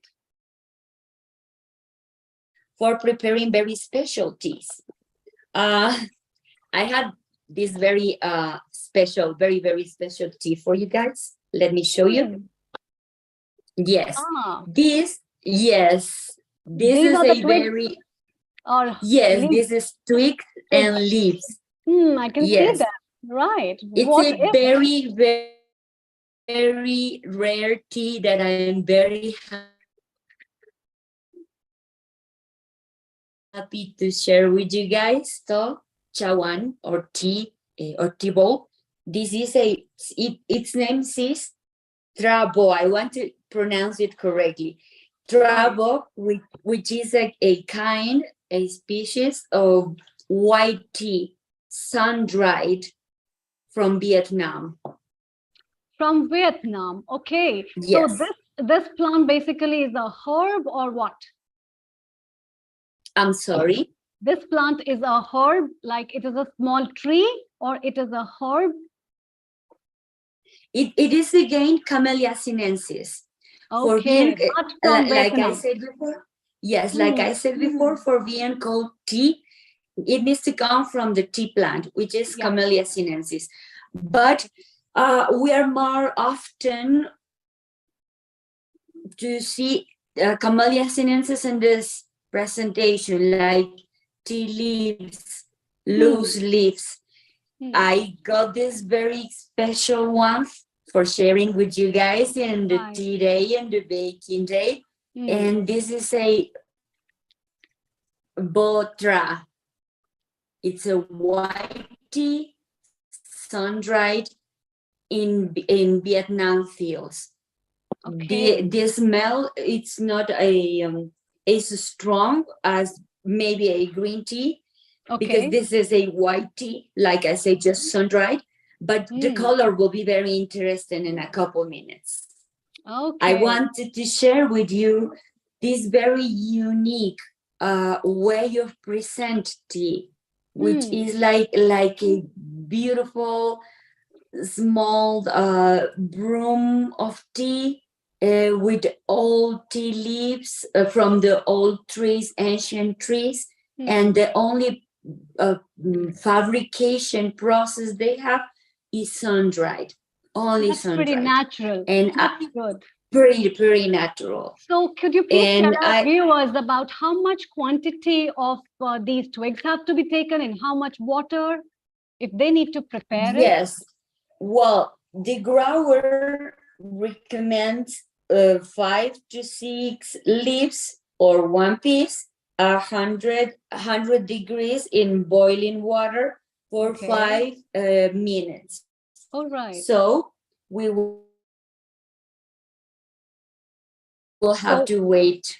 We will golden light color. Yes. All right. So preheated boiled water at 100 degrees and then 5 twigs in general that will be added up. So in the twig, you'll be adding up the boiling water and wait for some time till the color spreads. Okay. Yes. The way of tea, it's a way of patience. So patience for having a long night, healthy cold tea. Time, patience for a beautiful, amazing, unique, and it helps, it nurtures your spirit, your soul, not only your body, which is important. But we are drinking patience. We are drinking the work, the power, the energy that the growers put in each tea.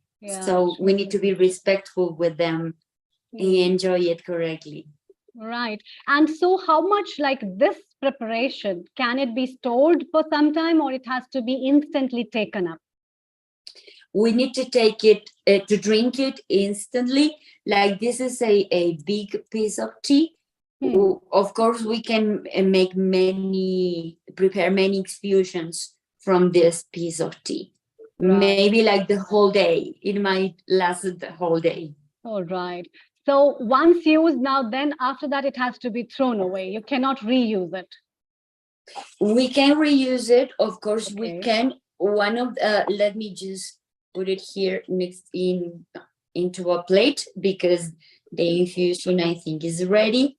As Oh you can see, yeah, has you can see the colors, the natural colors of the leaves basically, and that has yes, all the content into it, and that's the real stuff of that's what the is it real stuff. here. It's a beautiful Yes, golden, yes. bright, So yes, yes, to let deep the golden. viewers know that every quality of leaves from country to country with the teas may vary, and the colors of that may also vary. And a good goldenish color to this light brown color to the greenish color are the natural colors of the tea, which are healthy teas. So make sure the leaves are preserved well. You don't get any infection of fungus or any kind of microbes or any kind of bacteria added into it, and preserve it in a very good place, which is cold as well as not damp and dry, and in a airtight containers for using it. And then we get these aromas. Perfect. Yes. What else do you have for us? I would like to share something about the meals I Okay. have just for today. Before, just a second, Yes. before we move further, is there a change of flavor in a cold tea and in the Vietnam tea? Because though they are from the same flowers, but from different countries. So do you think there is a, like, you must have tasted. So what kind of taste does it have? Can you please tell us, our viewers? Well, like I said, this is very ichigo ichie. The moment never repeats. Even teas from the same country, but from a different region of that country, or teas that I harvest in different seasons, like summer, of winter, of or autumn, will be taste totally different. The first flush, third flush. So when we have very fresh new tea, like from the start of the season, start of the spring, they will be very strong in flavor, because the plant has been like sleeping for summer, for winter, and when the plant grows, wakes up, it does with all its strength. Yeah, So all energy. very, Yeah. yes, very smell, very flavory, and many caffeine, L-theanine, and yes. vitamins. Yes, it will be a very strong plant.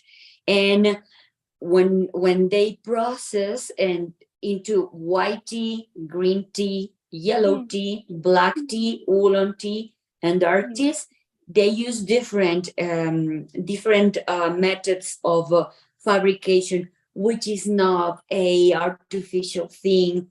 It is not. They are not chemicals involved. Those are just natural processes that direct the plant, direct the Camellia sinensis to each goal. So in white tea, it's almost sun-dried or heat-dried, and fixation, dehydration of the plant. And it's very natural, it's very fruity, it's very floral.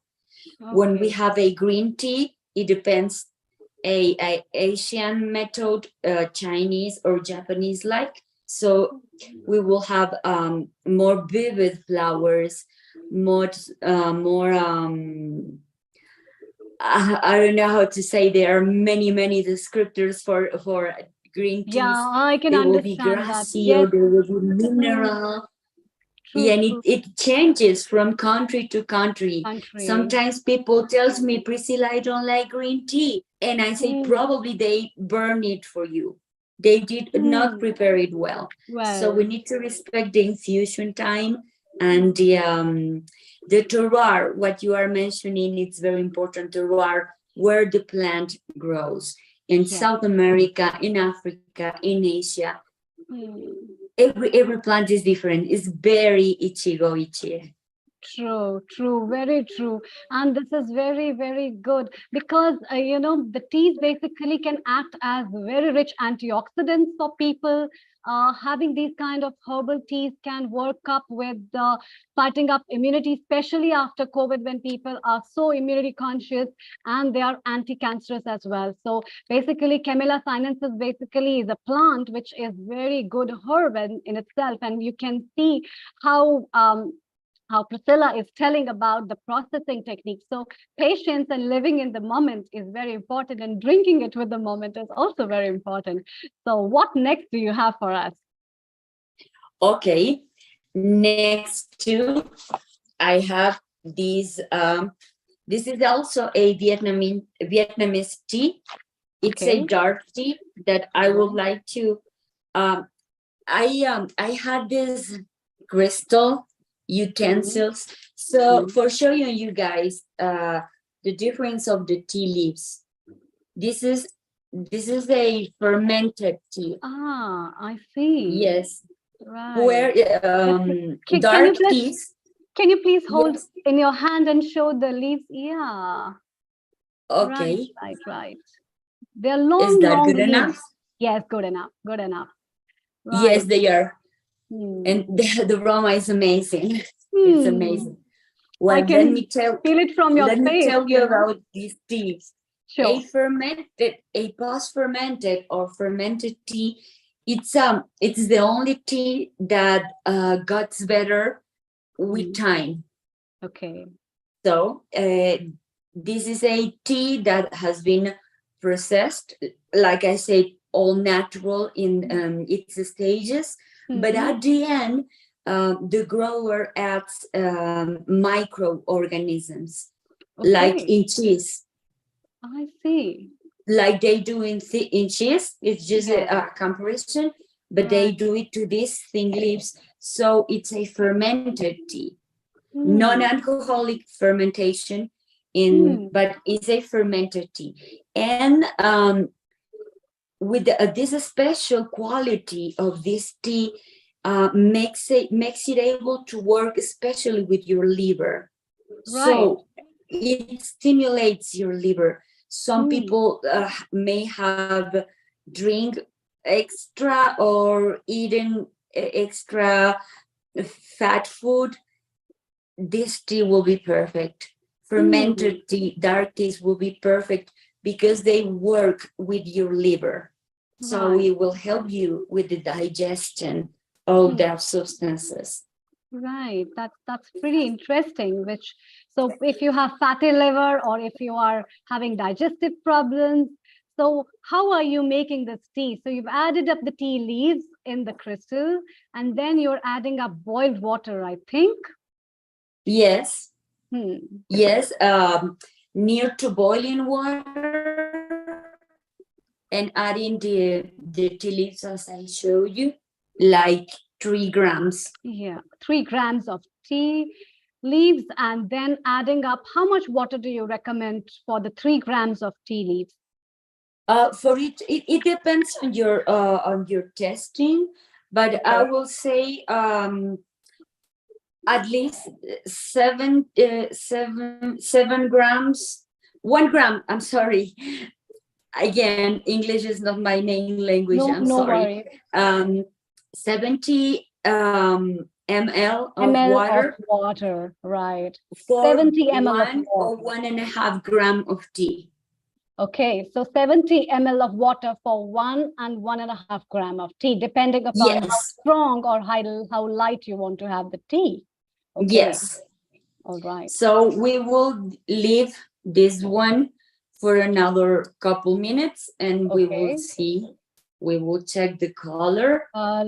Right. Aroma is great. Right. Fermented tea has this capacity, this quality, or this earthy smell. Is like if you will be in a meadow and it will start to rain. and you will feel that wet herb around you. This is the Right. amazing smell of this tea. It's We have very our Neil Kumar over here. Do you have any comments? Namaste and hello, Priscilla in Ecuador and Amrita. Priscilla, that was a wonderful presentation by you as usual. You are bubbly. You are such an expert on a tea. You always come and support Healing Our Earth all the way from Ecuador. Before shortly, we'll move on to the co-host of Dr. Amrita to Riddhi Vyas here in London with our resident chef, Daksha.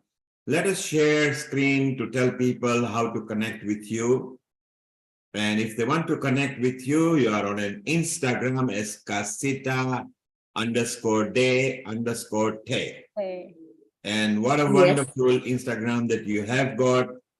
I can see some teas and some recipes, and of course the Healing Our Earth tea day flyer, and it's so wonderful. So once again, those viewers who are connected to us on a YouTube, Facebook, Periscope, Twitch, website, you can connect to Priscilla in Ecuador through our Instagram. In case if you haven't grasped it, you can go to the website for today's episode and you can click on her hyperlink. So, Dr. Amrita, let's start saving.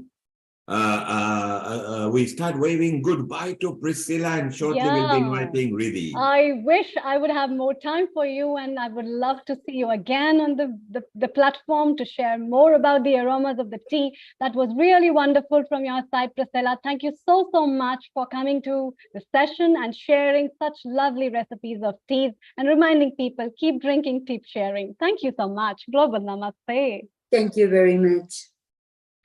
And here we have Riddhi, and here we have Daksha ji. Hello, Daksha ji, and hello, Riddhi ji. I hope you've been doing well. Looking at your smiling faces makes me gloom as well. So, very warm welcome to you, where you have, as we have moved to UK. So, a pretty amazing time of the afternoons and the evenings soon to come. And yes, Riddhi, we have the Riddhi as a co-host who will be shortly hosting the session forward. And before she hosts the session, I'd like to read what she is with, so much of stuff. So Riddhi is qualified as a yoga and meditation teacher at Shivananda Vedantic Center and has since developed a passion of yoga, philosophy, and psychology. She further trained as a cognitive behavior hypnotherapist and was fascinated by how teachings from the Vedic scriptures and pranayama have influenced Western psychology. She regularly shares her wellness knowledge and practical experience with the professionals of all ages and backgrounds, providing strategies for emotional resilience by boosting their natural happiness levels and guiding her clients to be deeply energized and relaxed for better work-life balance. Riddhi has also spoken at the British Parliament, Ministry of Defense, corporate law firms, as well as various radio stations and various universities across the UK with the single aim to raise as conscious leaders. So welcome, Riddhi, on board. The stage is all yours. Please go ahead and make this a rocking evening for everyone. I take a leave from each one of you, but we'll be popping in. You can call me anytime to listen up and to know more what Chef D is going to share about the millets and the wisdom of holistic health and millets that is going to come from the floor of Birmingham. So keep watching, keep sharing. Thank you so much. Namaste to everyone. Namaste, everybody. Hello, a global namaste to everybody.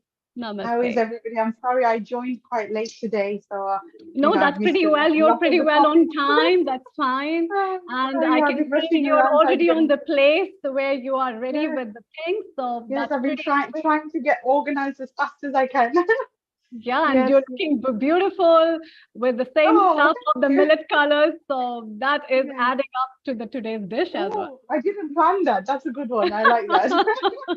Well, I note so Good. so much, and look at her, Riddhi, all with the blue and the namaste background, which symbolizes the neil colors, all over. So, Yes, Absolutely. okay, namaste thank you. indeed. Thank you so much, Amrita, for hosting a wonderful session. As Thank always, keep rocking, keep smiling, and it's lovely to have you on Healing Our Earth. Thank you. Global Namaste, Chef D. How are you? Global Namaste. I'm fine, thank you. How are you? Fantastic. And, Very yes, well. So tell us, what are you going to be cooking today? right. It's a baking episode, so I'm going to cook some savory muffins made from millet flour, and it's all gluten free. And I'm going to show how we can elevate food to incorporate other superfoods. As much as our millets are superfoods in itself, but how we can incorporate other ingredients, take out unnecessary ingredients, and make a little humble muffin into a super muffin. You know, we're going to put a super cape onto it, and it becomes a delicious super muffin. So that's what we're doing today. So just But before you do that, I have a yes, key question for you. When go we're on. actually replacing the flour with millet, does that actually have health benefits for us? Yes, absolutely. Obviously, millets. It's obviously millets. The word millet is an umbrella word. There's so many millets underneath that, and in the UK, unfortunately, at the moment, we can't get hold of every good positive millet. I'm working at the moment with jowar, bajra, ragi. The most I can get hold of is samo, a little millet. Right. So I'm in the process at the moment to procure some good quality organic millets here in the UK. So that's in the process at the moment. But today I'm working with jowar. And like you said, your question, yes, if we add millets into our diet, whether we're gluten free or not, it doesn't make a difference. But if we can add this into our daily lives, believe me, everybody will see a massive difference in their health. The food that we eat will start healing us. You know, it's all positive. These grains are absolutely positive healing grains, unlike wheat, unfortunately, which we are so used to on a daily basis in any which way or form, you know, whether it's our bread, our roti, or naans, or, you know, crumpets or anything. We're just so addicted to wheat that this concept of adding something different has become so like, you know, people are making it too complicated. In fact, it's just so super simple. I get a lot of people asking me, okay, if we're taking the gluten out, how are we going to get the stickiness, the binding of that flour? But then since we have to learn how to incorporate other ingredients to create that bind and to create that you know, softness. I mean, if you're an egg eater, obviously you can add eggs. If you're a vegan, plant-based, there's other alternatives which I'll be showing you today. So there's so much, you know, knowledge is the key, and this is what I'm here for. And this is my journey to Thank, share everything I know, and I'm learning so much more as well. I'm sharing it as I learn as well. thank So you, it's going to be Chef fun. D. Thank you. You're our resident contributor. So if you could turn your camera into landscape, and whilst you are doing that, host Hidi, let's go and introduce Chef D to the audience. So here it comes on your shared screen.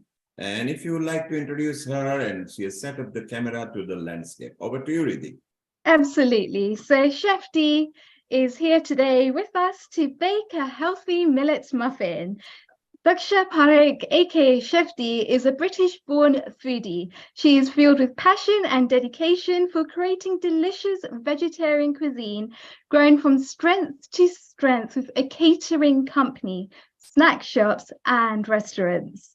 A self-made businesswoman and a taught specialist vegan vegetarian chef, just my favorite, a pioneer in bringing excellence in catering and cooking for hundreds of thousands of guests at events and restaurant dinners, to destinations, weddings since 1995. Wow, so quite a while. Chef D's new journey: educator, chef trainer, business consultant, mentor, and her most passionate new journey, her mission to promote and teach the art of correct healthy cooking. After losing a loved one to cancer, Chef D realized that there is more to food than we think we know and dived into the world of nutrition and Ayurvedic teachings. Chef D brings her collective experience to all we want to heal and prevent lifestyle diseases with cooking classes, workshops, talks, demos, videos, seminars, and now talks at global events. So all kinds of different ways to be able to promote these nutrition and Ayurvedic teachings. She's also a finalist of the Best Vegetarian Chef and Restaurant in MFDH Awards 2018 and 2019, a veggie virtuoso by Express and Star. And it's going to be a privilege today to talk to Chef D to learn how to actually make these fantastic muffins. I can't wait to learn how to do this. All right, brilliant. Let me see if everything's working okay. Can you guys see me okay and hear me okay?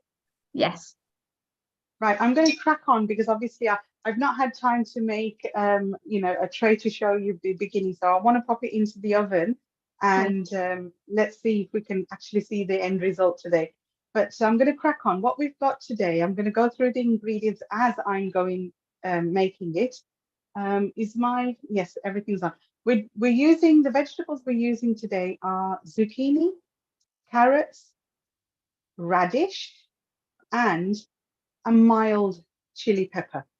So making this savory, we don't need to put, you know, Indian masalas or anything. I'm trying to make it a nice Mediterranean flavors. So we're going to use basil and oregano as well. So first and foremost, if anybody, however you want to grate this, I've got this fabulous grating machine, so I'm using this. So we're just going ahead and we're quickly grating this into the bowl. So this goes straight into the bowl. And the good thing about vegetables, when we add vegetables to our food, you've got to remember that vegetables all have their own oil as well. So we don't need to add any additional oil. It's just a misconcept that people just automatically add lots of oil to their cakes and to their batters and that. If you add vegetables, remember, you don't need so much oil. So we're going straight in for the carrot as well. As I don't know whether you can notice, my carrot isn't peeled, it's washed with a brush. There are a lot of minerals and vitamins just underneath that skin, which we need. We don't need to chuck it down the sink. So that's going straight in. So any vegetable that we can use the skin, we should use that skin. Just give it a good wash and go straight in and give it a grate. Obviously, you can use whatever size you fancy. If you want to make it chunky, but today I'm just going for a grate. So this is done. I'm going to quickly move this out the way. Oh, hold on, I'm going to get the radishes done as well. So we've got the radishes, just popping it into the side, and they're going to be grated. Radish obviously has its own amazing health benefits, especially for women. It's a hormone balancing vegetable, and obviously the flavors of radish elevates any dish. It gives its own little pungent spice, that underlining spice. It's wonderful. I love it. So right, what we've got now is our grated vegetables are in here. So I'm just going to move my machine out of the way so we've got some space. So to this, we're going to go straight in with the flowers. I don't think you guys can see this very well. I'm going to see if I can just tilt it a little bit more. So we're going to go straight in. Is that a little bit better? I think there we go. Right, we're going to go straight in with the flowers, so we don't want to waste too much time. So what I've got here is jowar flour, that's sorghum in English. So we've got 1 cup of jowar flour. We've got Chef 1 D, cup that looks of, wonderful. Can you slightly get the camera slightly up so we can look deeper into the bowl so we can see much more clearly? Okay, let me see if I can sort that out. Bear with me a second. Yes, because it will be very important as this is going to be an awesome muffin. Is that a little bit better? Yeah, and if you pull the bowl slightly towards you, okay, now we There can we go. see the whole, and if you go to your left slightly, the bowl slightly, yes, okay, left, Better? yes. So my left is your right and my right Okay, is your sorry, left. now, We're going to get now, confused. just 1 second, you're going to left, come back in center if you can a bit more, just a bit more. Yeah, and pull it slightly towards, yes, that's it, now That's that you it. can That's see it. it completely. Yes, I didn't have time to set this today, otherwise it would have been properly set normally. I But love your yes. sparkling steel bowl, so we can even see the Yes, reflection. Yeah, just go ahead and let's catching the enjoy. light. It's catching the lights. So yes, we've put in the sorghum flour. This is 1 cup of ground oat flour. That's going straight in. Now today I'm using a new flour that I've been working with. Now we get this in the UK. It's just a Ferrari atta, but I like this one because it hasn't got any starches in it. It hasn't got potato starch, and the tapioca they're using, it's whole sabudana. It's not just the starch. So this one at the moment is very expensive, but it's working really well, and it's got Rajagro flour in it. Rajagro is Rajgiri as well in Hindi, and it's not in the millet family. It's actually a pseudo cereal, but very highly nutritious. And we've got Singora flour as well, water chestnut. So we're adding 2 cups of this flour to this. Now, normally I would have added ragi. Unfortunately, I wasn't able to get hold of ragi this week. So to this, I'm just giving it a little mix in here. So as you can see, the vegetables and the flowers are all mixing together. And it's supposed to be sort of a half and half measurement. You don't want too much flour and you don't want too much vegetables either. So now to this, again, what I was talking about earlier is adding that binding, that element that replicates eggs, and it also gives the flour the glutinous. So this is ground flax seeds. You can use chia seeds as well. This is ground flax seeds, 4 tablespoons, which I'm just going to add some water to it. 4 tablespoons to, you're adding about 1 cup of water to that. And we're going to give it a good mix. So this is going to get nice and glutinous and gooey in about 2 to 3 minutes. So while we're waiting for that, we're just going to add in our other ingredients. Now what I've got next is bicarbonate soda, 1 teaspoon, and baking powder, 1 teaspoon, and I've got Himalayan pea salt, 1.5 teaspoons. So I'm adding that straight in. And obviously it's our savory muffins. So we've got ground cumin, we've got oregano. I tend to use a lot of oregano. It's so highly nutritious, especially for getting rid of viruses in our bodies. So it's amazing. You know, the amazing lady before us, herbal teas. Oregano tea is supposed to be the new superfood at the moment as well. We've got parsley. Now, if you're in a country where you can get hold of fresh, please use the fresh. So we've got ground black pepper, and this, obviously, everything needs a little bit of a balance. So when you're making savory, it can't be completely savory. So I'm using coconut sugar to balance some of the bitterness. Now, this little powder here is baobab powder. Baobab powder comes from the baobab tree in Africa. Highly, highly nutritious. This is one of the superfoods.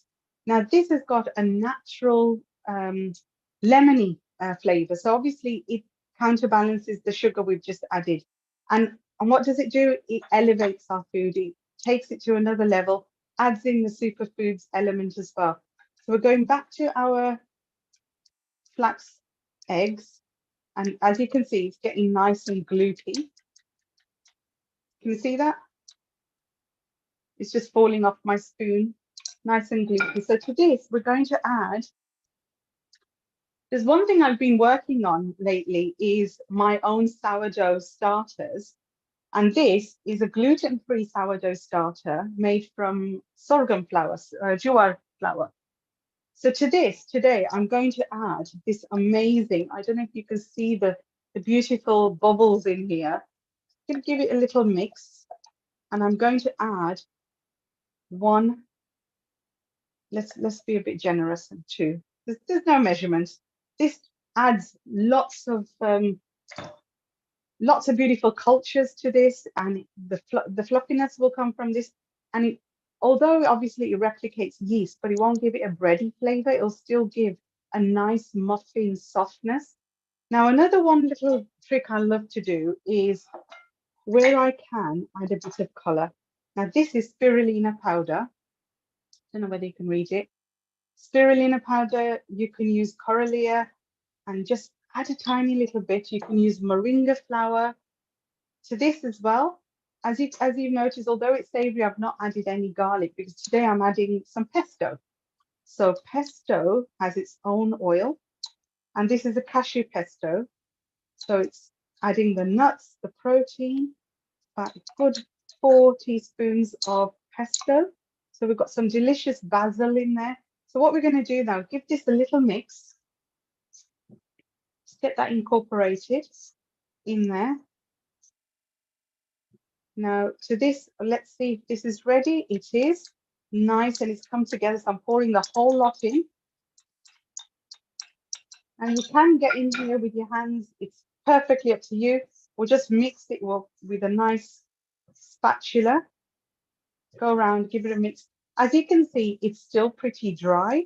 Now to this, some people you can add some yogurt. I've got some soya yogurt. So today we're making it completely plant-based. So I've got some, where is the plain soya yogurt? So this is about a cupful of plain soya yogurt. Again, this is going to help it rise, bind it all together, and increase all the cultures in there. So and that's what we're looking I for. can see that you're using a soya yogurt. Yes. Is that better than using the fat-free Greek-style yogurt? Because I'm talking about plant-based here, obviously Greek-style yogurt is still comes from an animal. You know, it's still, some of it's still made from goat's milk or even dairy milk.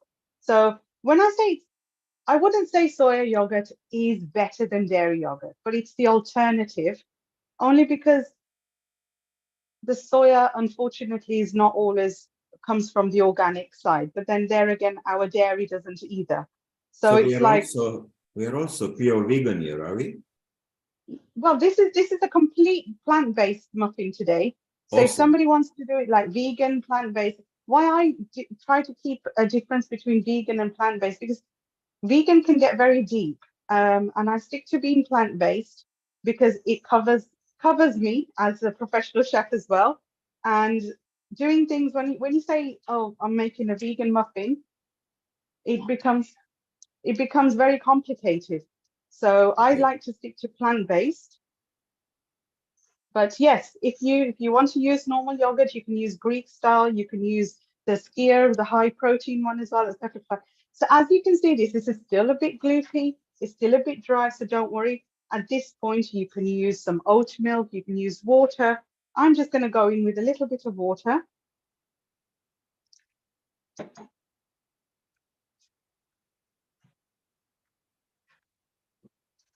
Now, there are many muffin recipes on the internet you can see for yourselves as well, but they add so much oil to it, and it's not necessary. Truly, honestly, it's just not necessary. As you can see, with this gluten-free flour, with all the millet flours, they don't need oil. They just cook so beautifully without oil. They don't dry. So now we've got a beautiful, a doughy-like texture. We don't want it like cake batter. We want like a thick doughy-like texture. So are you able to see that? If I lift that up, it's just falling off like just a hard drop. So right, at this point, you can taste it, just check the savoriness of it. If you want to add anything else, you can. There's one thing I need to do before I put this into my muffin tray, is cut my chilies. So just bear with me. Wow, it's coming out beautifully at the moment. Chilies, hello. Yes. So basically, I'm just cutting this little chili for a little bit of a nice underheat garnish on top. So we're not going for normal green chilies. Obviously, they're very spicy. This And what are lovely these red, chilies called for people who want to buy these them? are Thai red chilies. Basically, they've got heat, but they've got still a sweetness to it as well. So they're not incredibly hot. They'll give you a little kick, but still you can manage it, you know? I can see the host with his mouth watering. Really, what are you thinking? So right. Beautiful. The way that you've got different ingredients that have come together. They're not the usual ingredients that one would actually use to make these muffins, but you've got the substitutes, you've got the alternatives. So for example, you're using coconut sugar as opposed to the normal sugar. And I think it's brilliant to use the variety that you have. Thank you, thank you. So we've got our muffin tray. So this you can use your spray oil, if I can find mine. Whatever's easier for you at home, you can go straight in with spray oil, which is nice and easy. You can go in and just cover it like this. Whatever's easier for you guys. This spray oil, I've added my own olive oil to it, so it's got no chemicals in it. So there we go. And is this just to stop the mixture from sticking to the tray? That's right, because obviously I'm not using any muffin cases at the moment. So I'm just using this spray straight away. So we're going to go straight in with our... And Chef T, how are you going to make sure your portion is consistent? Is there a particular technique you use, the way you scoop them? Yes, it's obviously, I'm used to it. So it's a good heat teaspoon, just pop it straight in. They'll rise beautifully. You don't want to make them too small. Just so that it looks like a scoop of an ice cream. Yes, just like a scoop of ice cream. Some people might even have an ice cream scoop at home, and they're very easy to use. You just go into your batter and scoop it up. Try to keep them consistent, same size all the way through, as you can see. Chef D, I can see that you haven't used the chilies yet. When did they come in? I will in a bit if you bear with me. I think that's going to be sprinkled like how you do the chocolate sprinklers or something. Yeah. So they're going right. They're going to go on top. So there'll be a nice crunch. It looks like a wonderful texture. What do you think, host? Sorry, say that again. I missed that. I love the color that has come out. It looks like we've got a nice minty green, because I use the spirulina powder. So that's created the nice green, color, because obviously our millet flours have got this gray tinge to it. So you can add some turmeric if you want to, turn it a little bit yellow. You can put paprika powder in there, go red. And last week I made some exactly the same thing, but then I added some beetroot powder, and they were all completely red, and it was delicious. So yes, they can literally be the colors of the rainbow, can't they? Yes, absolutely. So on top of this, now I'm going in with a couple of the chilies on top.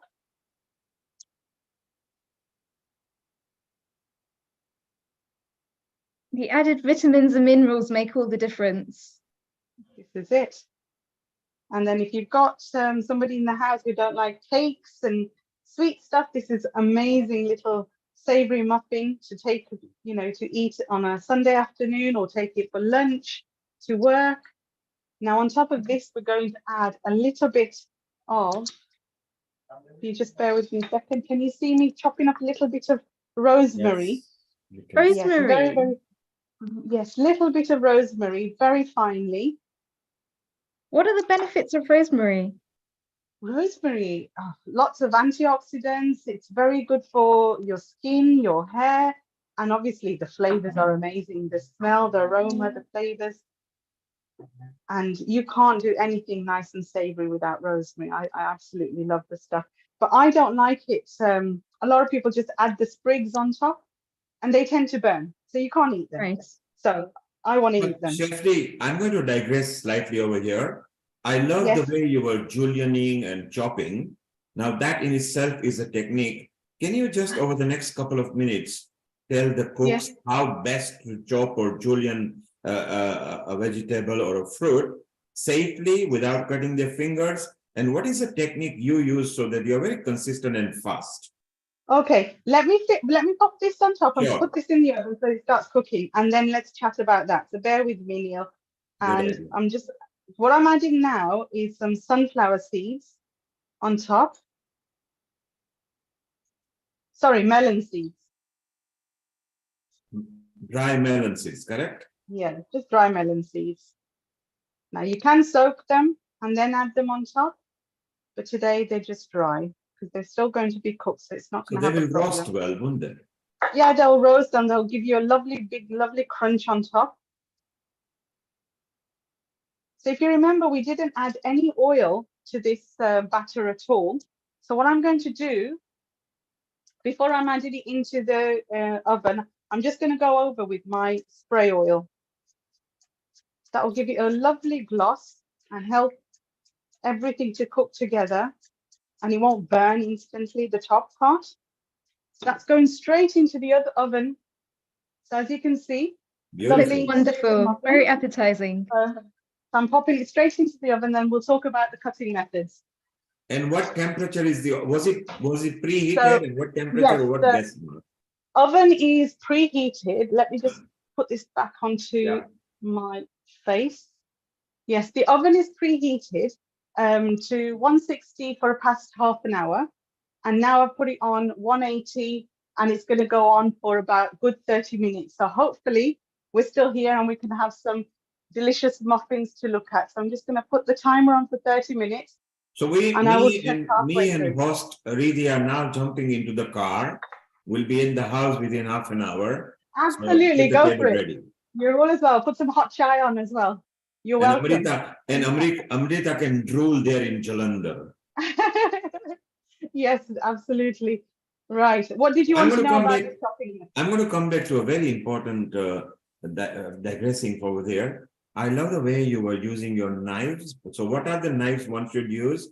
The way you julienne, right, the way you chopped. Let's show the technique, because this is where the chefs are very good at. Right, let me go and get some more vegetables then if you want me to chop. Bear with me a second. Please do that, because at Healing Our Earth, we also teach the associated methods to go with cooking.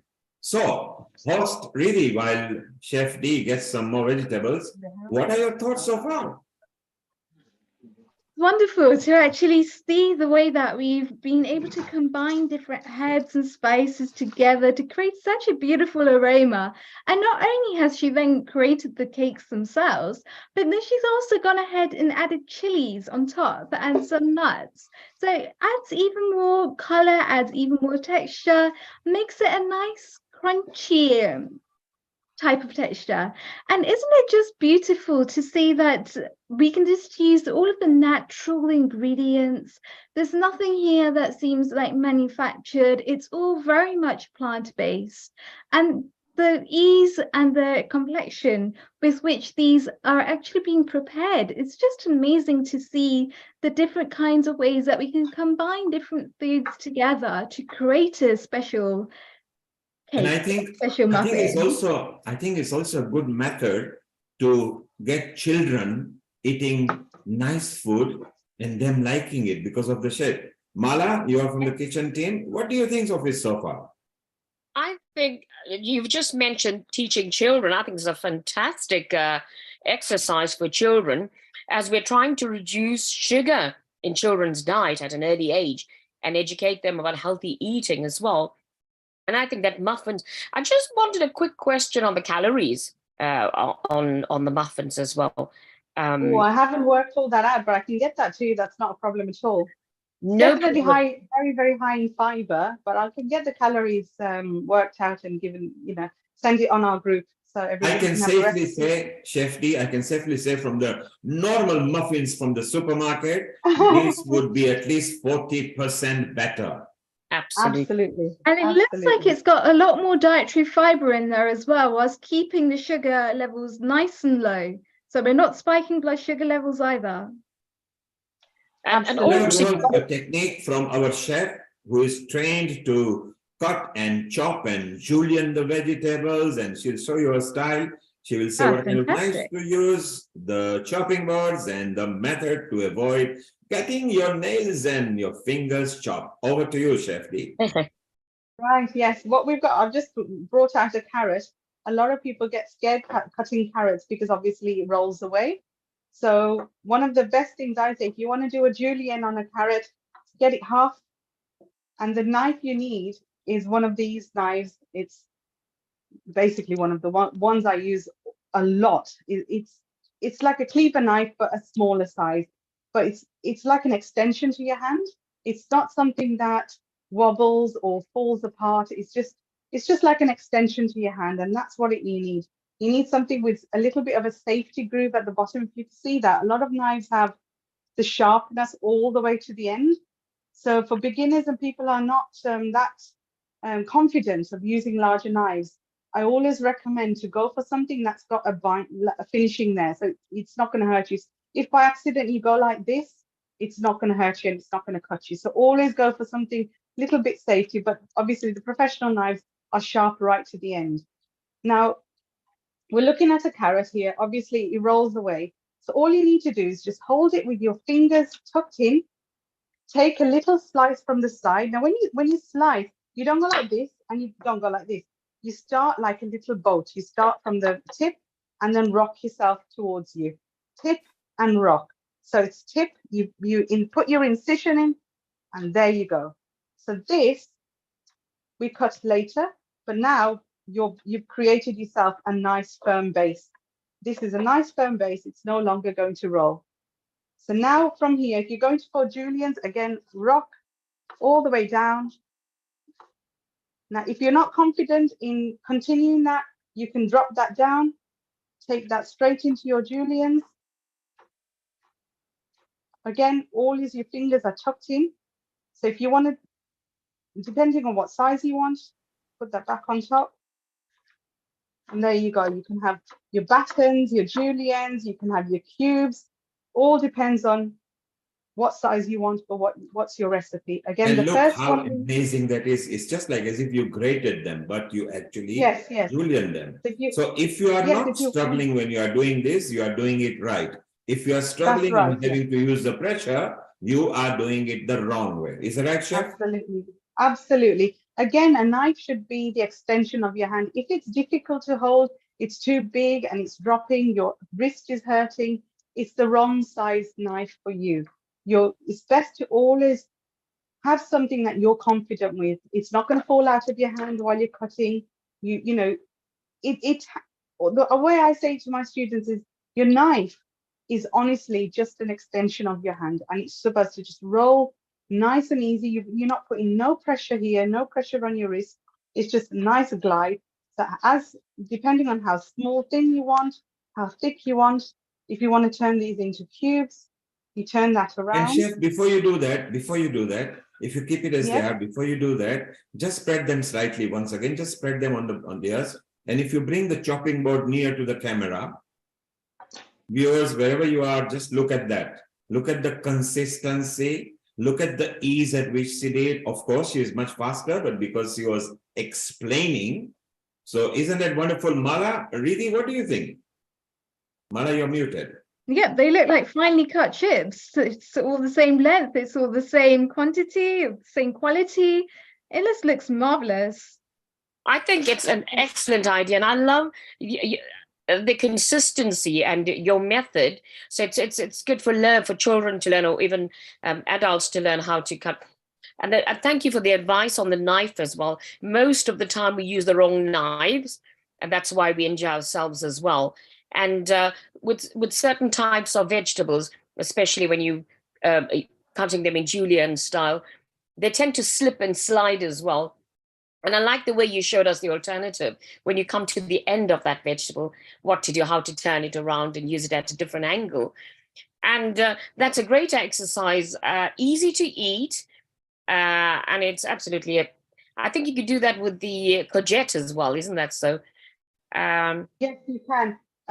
Guys, just give me 2 minutes. I need to just, I need to give somebody a telephone number urgently. So just please give me 2 minutes. Go ahead. We don't have to chat here. Carrots have, lots of antioxidants, and they say it's good for your eyesight. And also, it's a little snack, a healthy snack as well. Yes. And isn't it just great for the skin as well? Absolutely. I made a carrot cake. It was a savory cake and a loaf for children, no sugar. And I tell you, they really enjoyed that because carrots got the sweetness to it as well. So Yes, and this way we can actually sneak in all of those vegetables into these cakes, into these different recipes, and kids love them. It's there for them. They're more likely to actually have that as their go-to food. And isn't it just amazing that they can get those vitamins, those minerals, those nutrients without us even having to try hard? absolutely, and it's a cheap and cheerful vegetable. It's always available at every season, and also you can make a lovely smoothie. They were quite nice in a smoothie as well. Yeah. It's Yes, good to I actually think that's even have that in fantastic. carrot juices as well. Just mix it up with a little bit of fruit and it just works marvelous. And the qualities, as you're explaining, are beautiful because it just keeps us younger. It looks us looking a lot more fitter and a lot more healthier. And really, Mala mentioned something very important in the current day and time because of austerity problems. Carrots are one of the cheapest vegetables you can buy and available in supermarket, in shops, in groceries, everywhere. Furthermore, very good at antioxidants, vitamin A, and potassium. So you don't have to go buying expensive stuff. Carrot can do that. And really, you mentioned the glow of the skin. Eat 2 or 3 healthy amount of carrots a month, you will actually see your complexion going slightly bronzy brighter. I think our chef is here. Yes, I'm back. Let's I'm see. back. Right, what do you want me to do with the courgettes? Do you like carry on with juliennes, or would you like me to do cubes? Yeah, let's just show.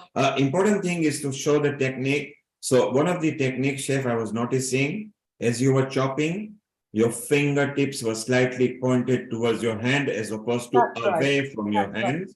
So Yes. the knife. So let's show them that close up. And the Yes. carrots, you are going to now dice them into a very little cube so you can make Right. a cucumber salad, you know.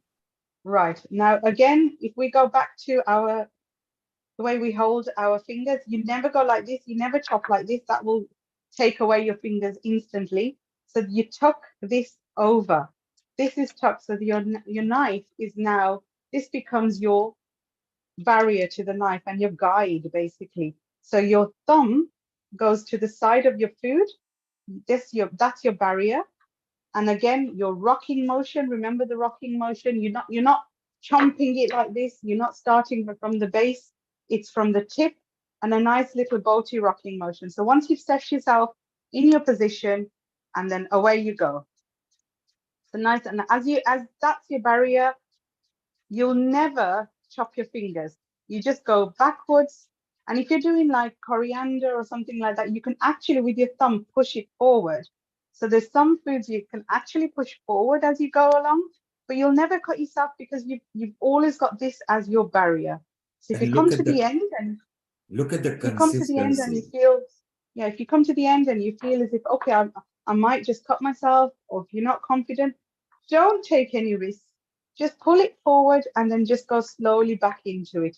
You know, until you've got the confidence, just don't do it. I mean, I can do things now while I'm watching something else. I don't need, because I know my fingers are tucked in.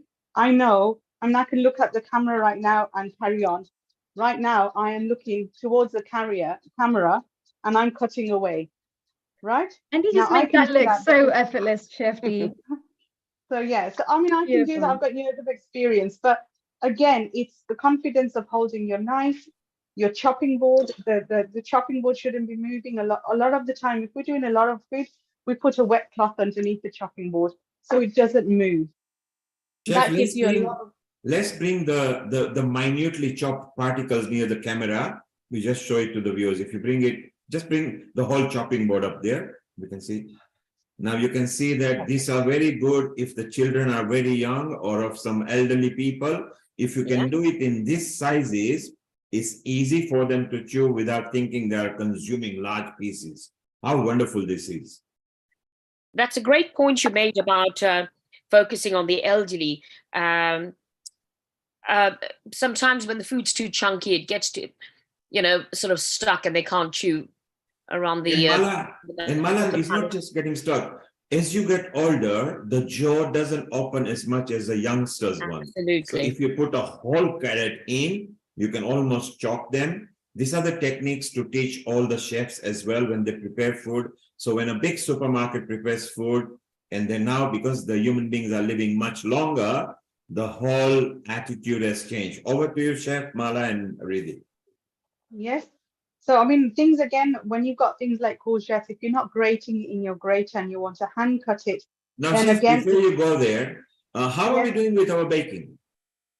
I'm looking at it and they're looking wonderful in my oven. I wish I can show you guys, but And how many minutes yes, before we tuck in? we've got, let me just check how many. We've got 17 minutes left, and I'll check it again. I'm going to open it in 10 minutes. Perfect, So perfect time. before the full 17, I'll open it and just put a toothpick in it just to check. And if it's done, we'll bring them out. But yes, they're cooking away lovely. Lovely. Neil, get the kettle on. Everyone's going to have a nice cuppa. We could all put a nice masala chai on and have a nice afternoon, savory muffin afternoon.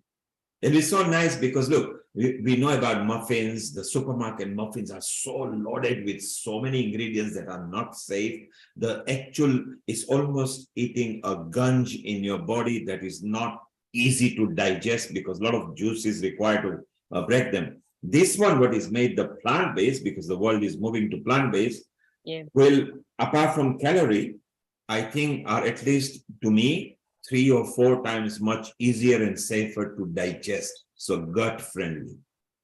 Yeah. Definitely. So I'm going to show you how to do something just round slices. Now, obviously, again, just like our carrot, this is can roll away. So because I want to do rounds, I don't want to cut one of the sides off because it will change my shape of the actual slice. So all you need to do, just find your vegetable where it falls all by itself without it rolling. Right? It's not rolling now. It's got a good little balance there. So now, again, it's how I hold it. My thumb on the side here, my fingers going across.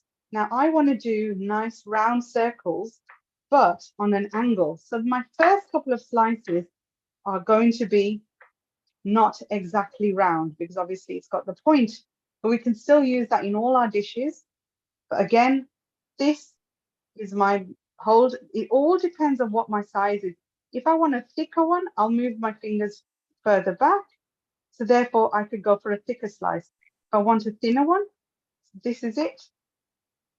I just move it across and I've got a consistent, thin, same size all the way through on an angle without no Hefty, why do you worries cut about. them at a slant? I tell you, they just look a lot better. You get a better dimension. It's larger in size. If I was to cut the just round from the other side, I've just turned it around. Can you see when you're cooking food, you want food to look nice as well. And if you have this in your plate.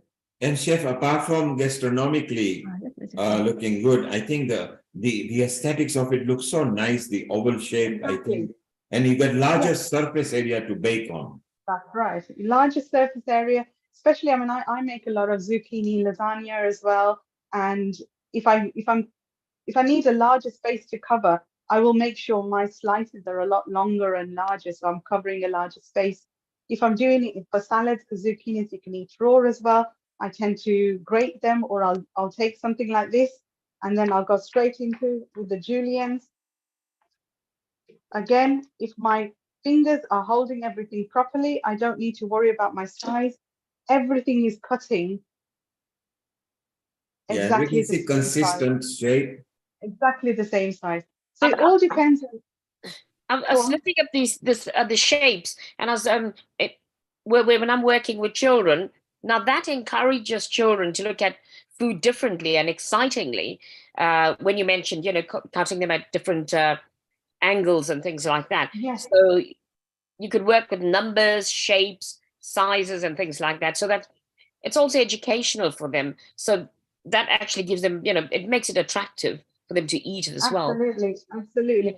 There's another shape that we like to tend to do with little children as well. So you've got carrots. Some of the carrots you can get a lot more pointier and smaller and nice. So with those carrots, you just hold it on Chef- one side. Yeah, just before you go ahead with that, Go on. how did you skin the carrots? I haven't peeled them. I've given it a good wash with the brush, with a vegetable Okay. brush, So, because I've stopped peeling my carrots now. If I've bought good quality carrots, I don't need to peel them. okay, I would rather eat the peel the and have skin. that nutrition go in my body than in Okay. my bin. And you're reducing food waste as well by Absolutely, using the absolutely. skin. Yep. Yes. And So you're a lot getting of people vitamins and minerals at the same time. Absolutely. Yes, and just underneath that skin, the amount of vitamins and minerals that are underneath the skin of the vegetables is phenomenal. And we're all losing out on that. And there's some skins we can't eat, but there's so many vegetables, even like sweet potato. A lot of people tend to peel it off. If you give a sweet potato a good scrub with a good quality vegetable brush, you can actually just eat the skin. It has no problem whatsoever. And they're delicious. They enhance the flavor. You got a beautiful crunch and a bite. Absolutely. A lot of people just tend to chuck it away. Now, what I'm doing here, as you can see, I'm turning my carrot left and right, left I and can right. see And that, what we've Shaji, got this here, would be adding up so much because, you know, the way you process. So if you're brushing up with that, it will be changing up a little bit of flavor as well as the yes, consistency of the food. So maybe it is a little crispy and crunchy with that bark on it, absolutely. actually. So that makes a big difference on that. And this looks so tempting to me. And Yes. I think kids are going to love, and in fact, everybody, you know, this reminds me of a very good topic because we have a lot of big chapters on food and food stuff in Ayurveda. And it says that your plate must be the most beautiful and tempting thing, more beautiful than you look at. So basically, Absolutely. because that will be adding up, looking at a plate, you should feel hunger. So that hunger stuff, when you see things and then you feel really hungry, oh, that's so tempting. That will be igniting your agnis and that will be igniting your digestive fires. Look at the white and the green edges, and then you can see a little bit of red and you can see a little bit of orange, which is also in 3 different ways. So a little dots around there, some long strips, some short strips. That makes it so beautiful around the wood background. So So that's this is just vegetables we're cutting ad hoc, literally as Neil you wanted them. So imagine this: if we were to design a beautiful salad, this would look so gorgeous on a salad. We can use all different cutting methods, all different. You can use your machines, you can use your processors, no problem whatsoever. But the finishing touches, when you learn how to cut like this, and the finishing touches you can put, it just, like I said, it enhances that experience of eating and it makes just eating raw food and vegetables so much more better and fun. So yeah, there's so much we can do. Courgettes, there's always an over surplus of courgettes. I used to get, like, I'm telling you, more than a ton. And then the whole borough and everyone in London will be sharing courgettes. What's so interesting about courgettes? What type of nutrients they have and vitamins? Courgettes, obviously, they're from the squash family. So the squash family has a lot of nutritional value. And courgettes here in the UK, unfortunately, well, fortunately or unfortunately, they're one of the cheapest vegetables that we can get hold of. Now, if we go to get its, how can I say, big brother, which is the dudi, the loki. Now, loki that we get now at the moment, you're looking about £6-7 a kilo. So in comparison to what we get courgettes, because obviously it's grown in this country, there is such a big difference in price. So we always end up getting courgettes, and we sort of swap our loki recipes with courgettes, and we end up just becoming like so familiar with eating courgettes because obviously it's affordability. They don't spoil that easily, and a lot of people don't even know how to cook a dudi and a loki. But again, it's from the same family with all those nutritional values, and it's blood cleansing properties. It has skin cleansing properties. So yes, again, courgettes. true. Moreover, a lot of water they have actually. So water is the big part of zucchini families and this family. All of them come under cucurbitaceae families, and these stuff of all that stuff has got a good amount of water. So they keep you very well hydrated. And then if you cook them, in a good amount of water. They just mix with it, they mix with the food, easy to digest as well. So that part of Absolutely, it is an absolutely. add-on advantage of this family kind of veggies that you can cook up with. And then you can blend And up you with can any eat of them the raw flavors. as well. You can eat Yeah, them sure. raw as well. Yeah, So yeah, yeah, if yeah, you yeah, yeah. make it, yeah, if you cut them up into a nice palatable small size, very Hmm. easy to digest, very easy to eat. Yeah, And you obviously raw foods, you can't go wrong with it. The nutritional value of raw foods. true, true, So true. Yeah, yeah, yeah. That's yeah, It can be a substitute if you want to cut down your carbs.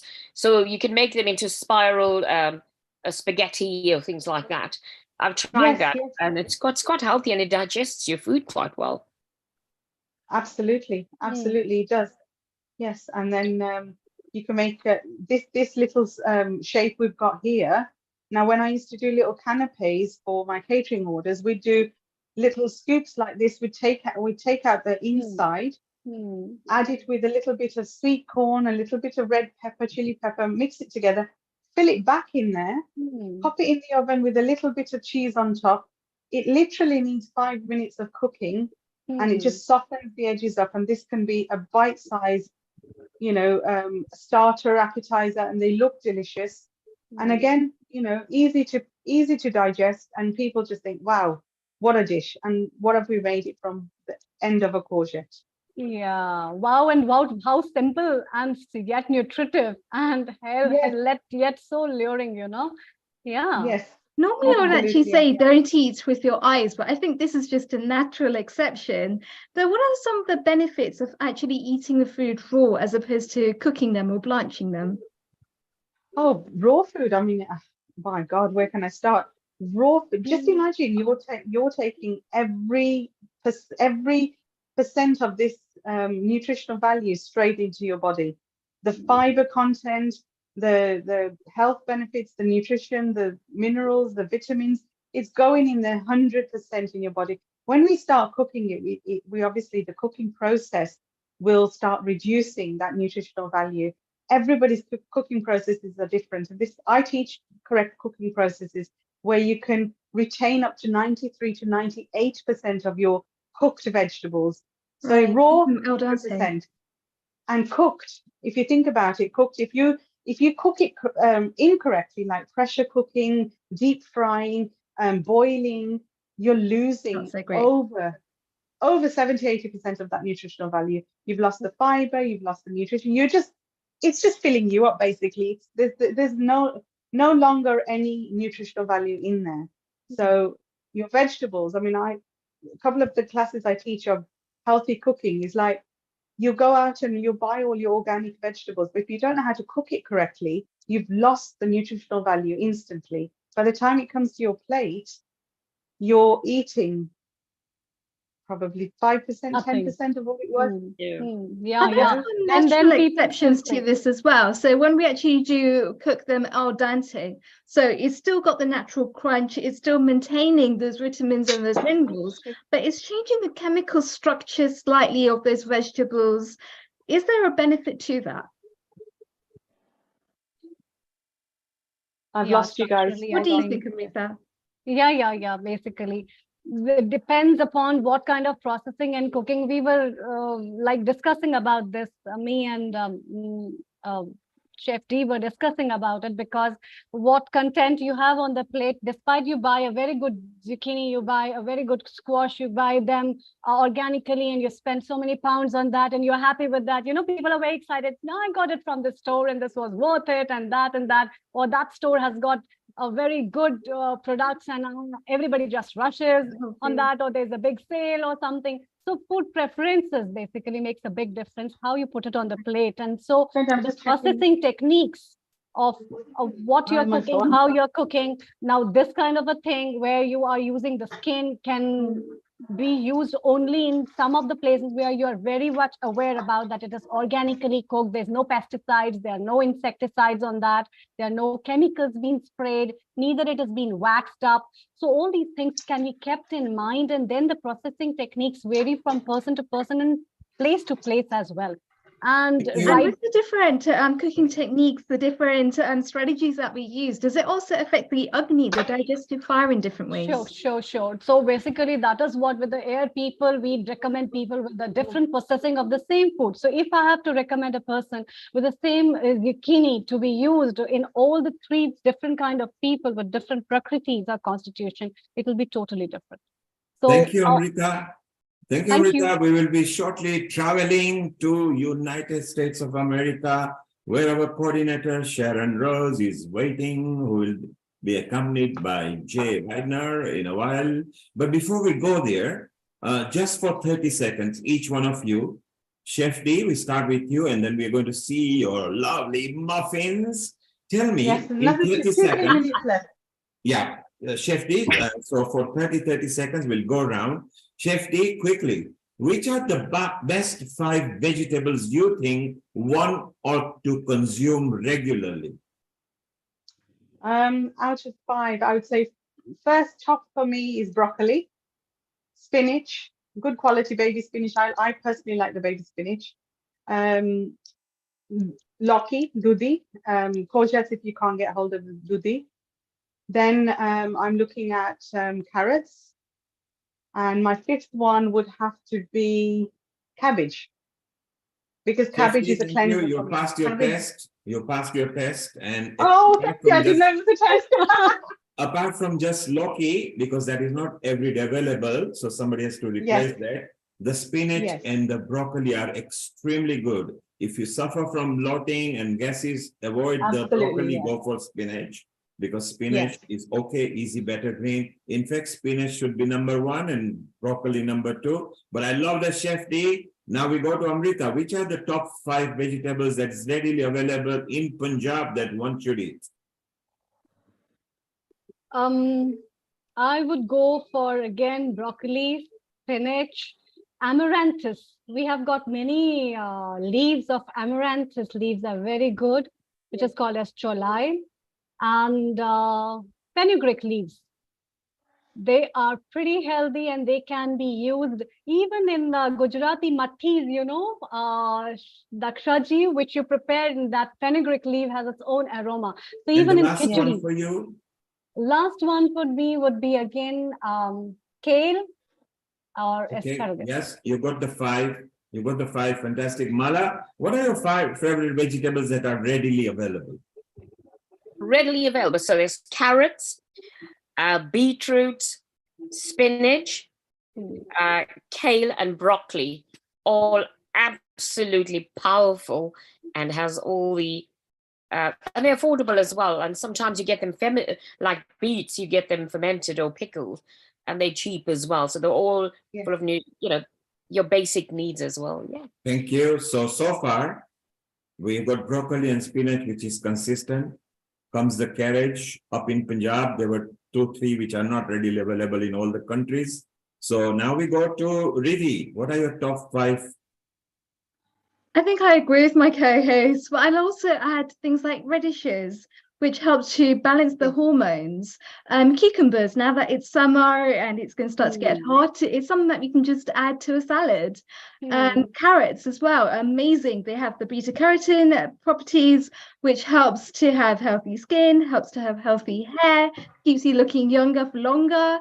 But also things like spinach, kale, broccoli as well. Just all of the added cruciferous vegetables, which enable us to feel a lot more healthier and a lot more stronger. Thank you, Riddhi. We go to USA, and Sharon will be introducing you a bit later. But Sharon, your top 5 vegetables that are readily available, one ought to consume every day. How about the ones that I grow? Snow peas. Okay. Bok choy. Sure. I love carrots. No, please, bok choy. And next 3, please. Broccoli. Yes. And let's see. We grow cucumbers. Yes. And let me think. Yeah. One more. Beets. I like beets. Asparagus. Okay, so I love it. So at Healing Our Earth, we recommend that if you can, spinach, broccoli, and carrots. 2 other choices to your local country, whatever is available seasonal. You can add. And now we move to Chef D, who is ready with, I think, Right, watermelon. I'm And she bringing, wants to also I'm bringing for the my, muffins. yes, the muffins are coming out, but quickly just wanted to show you this. I picked this up from the market on Friday. It's an ash gourd.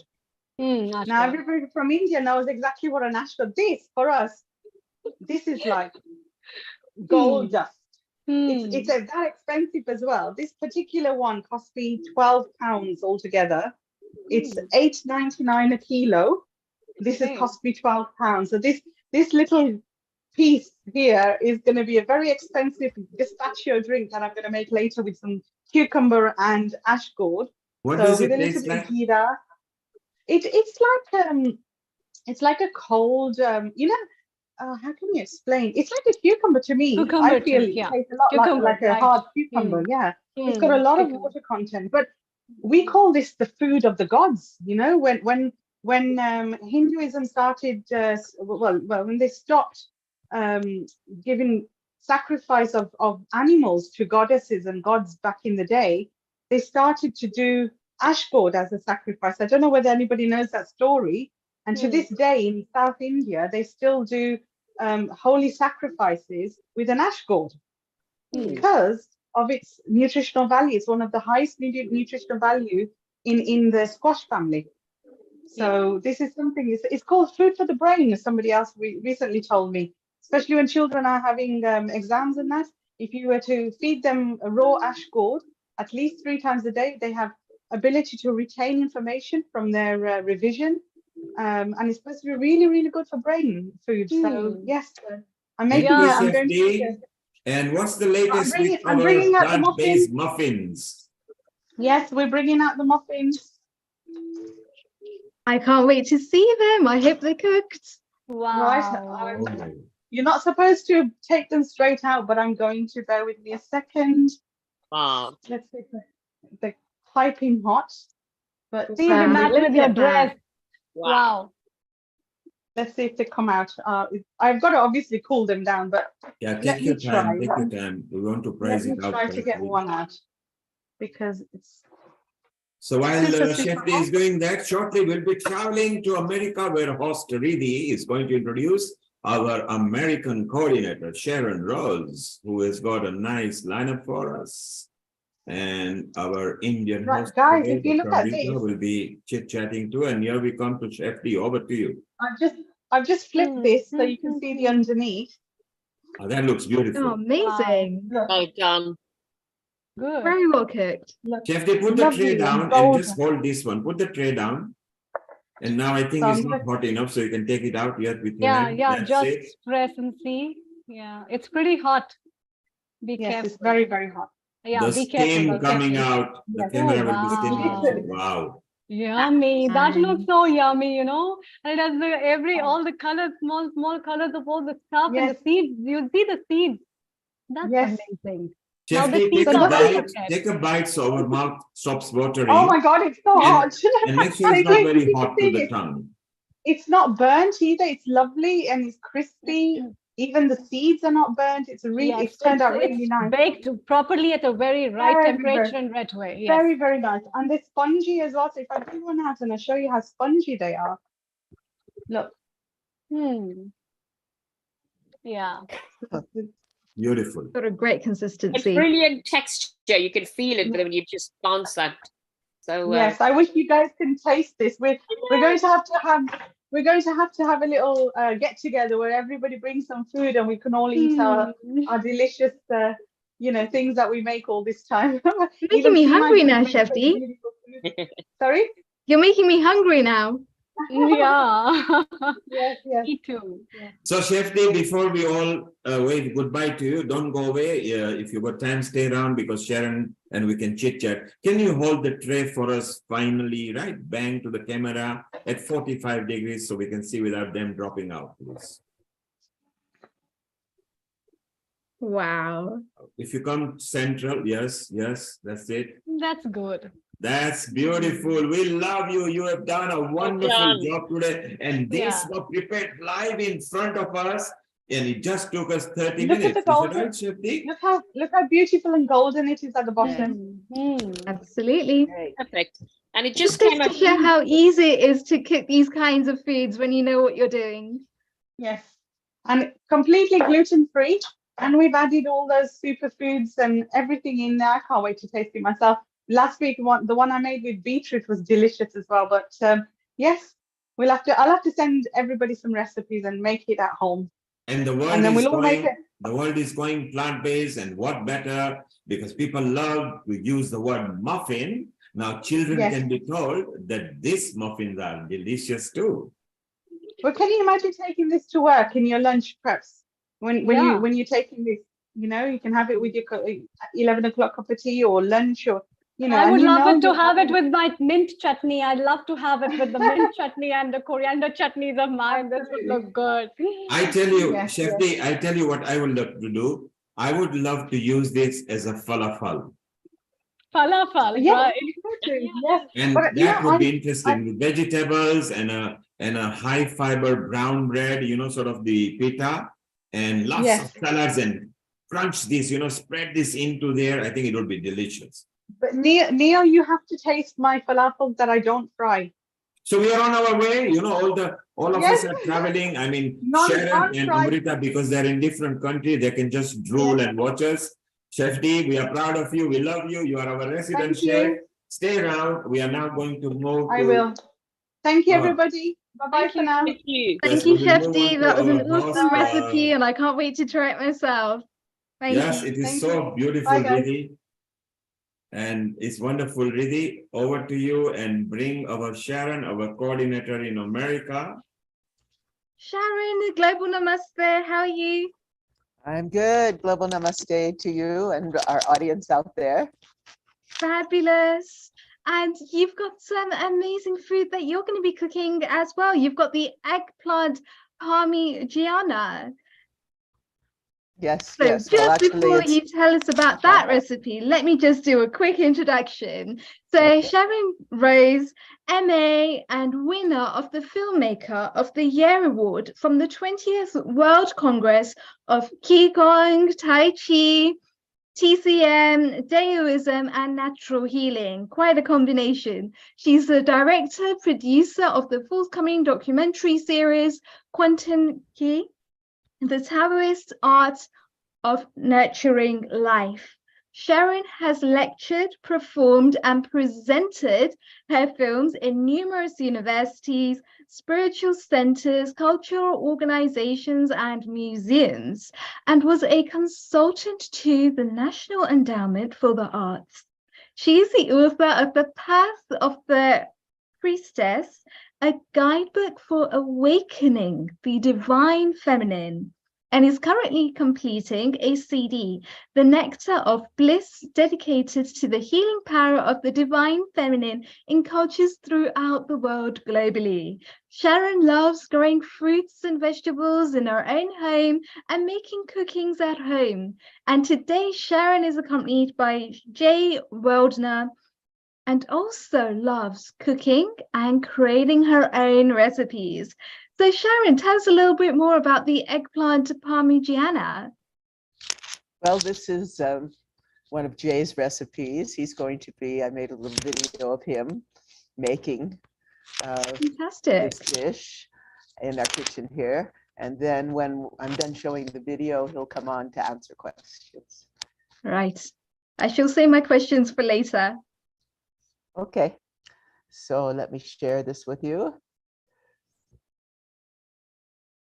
And Sharon, while you are sharing, wonderful to see you back and lovely to see you. And I hope your music albums are rocking, and Oh the man, world will see Neil, them soon. I can't wait to share what's going on with you. It's You're so looking in a beautiful. pink of your health, and we love your Coming garden along. vegetable, because your vegetable garden is so beautiful. Here we Oh go. well, the next show I will, because we've been planting the it's been very cold here, and we've had to replant all the tomatoes, but everything's doing well now inside. We're not able to start outside yet because we're still having cold nights, but we're getting a lot of rain, which is good. Go ahead, Sharon. We are ready. The video I can see. Just play it and off we go. Make sure you share the sound.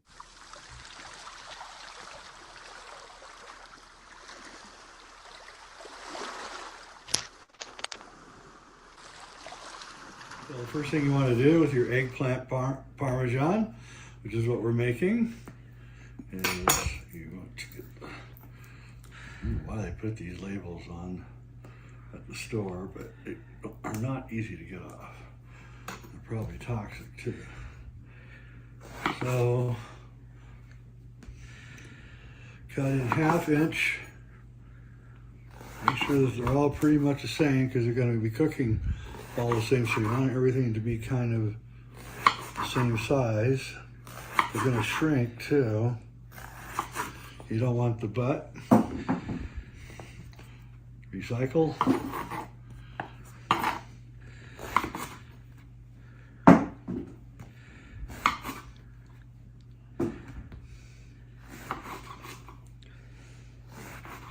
If you do this right, your meat-eating friends will not even be able to know. They'll think it's chicken. And we're going to do it right. Okay, so the first thing you got to do is you got to get rid of the bitterness. And that's what we're going to do right now. Very generously put salt. The salt draws out all the bitterness. I like to salt both sides. Push the salt in a little bit so it activates, draws out all the bitterness. Flip it over. It's a super important part because you got to get that bitterness out. Otherwise, it just tastes funky.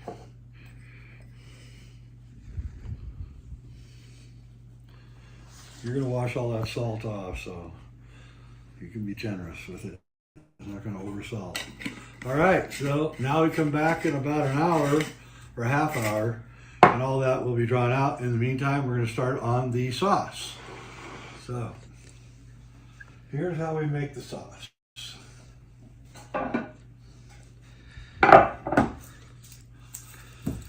Oh, most important thing, actually, most important thing when you're making a sauce, and probably the most important thing that you can have in your kitchen, besides good knives, is onions. Onions are the key to so many good dinners. And so what you want to do is you want to start your onion is like the foundation of your house. You want to make sure you have a solid foundation or your house is going to fall apart. And that's what onions are. And so, I'm not making much sauce today, but I am making some. I highly recommend. I'm using Colvata roasted garlic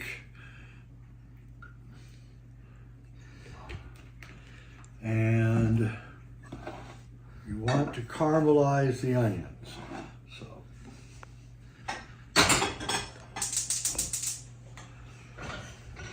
So we're going to let that cook and we're going to caramelize it, and I'll come back when they're caramelized and we will start on the next step. All right, so it'll take about 5 minutes. So when you're caramelizing them, you put it on hot, try to get it hot as you can. What you're trying to do is get all the liquid, not all of it, a lot of the liquid out of the onion, and you want it to turn brown, because when it turns brown, which is why you call it caramelizing, that adds sweetness to your onion. So caramelizing your onion is the single most important thing that you can do in making your sauce or anything that involves onion. Now it's going pretty hot, so I'm going to turn it down to medium because I don't want to burn it. And then just stir it about every 30 seconds and it'll be caramelized very soon.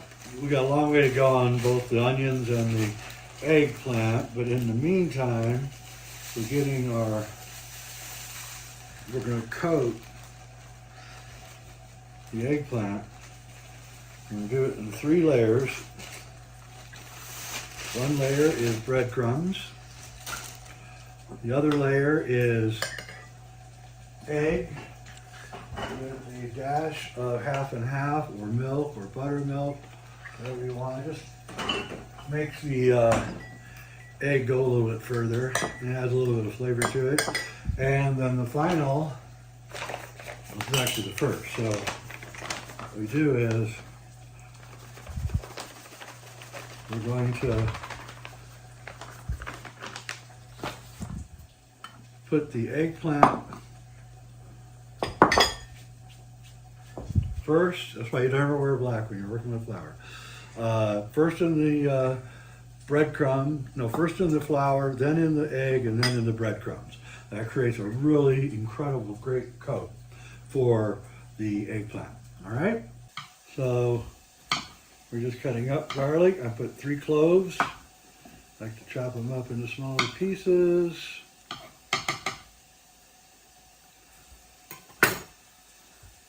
And beginning to come over here, you'll see we're starting to get caramelized. So you see we're turning brown on the edges. That is sugars are being released from them. And you can see that their size is much reduced. So about half the size of amount that I put in there because all the water is gone. These are almost ready. Okay, we're going to continue here. So what we're going to do now is we're going to add, this is Italian spices.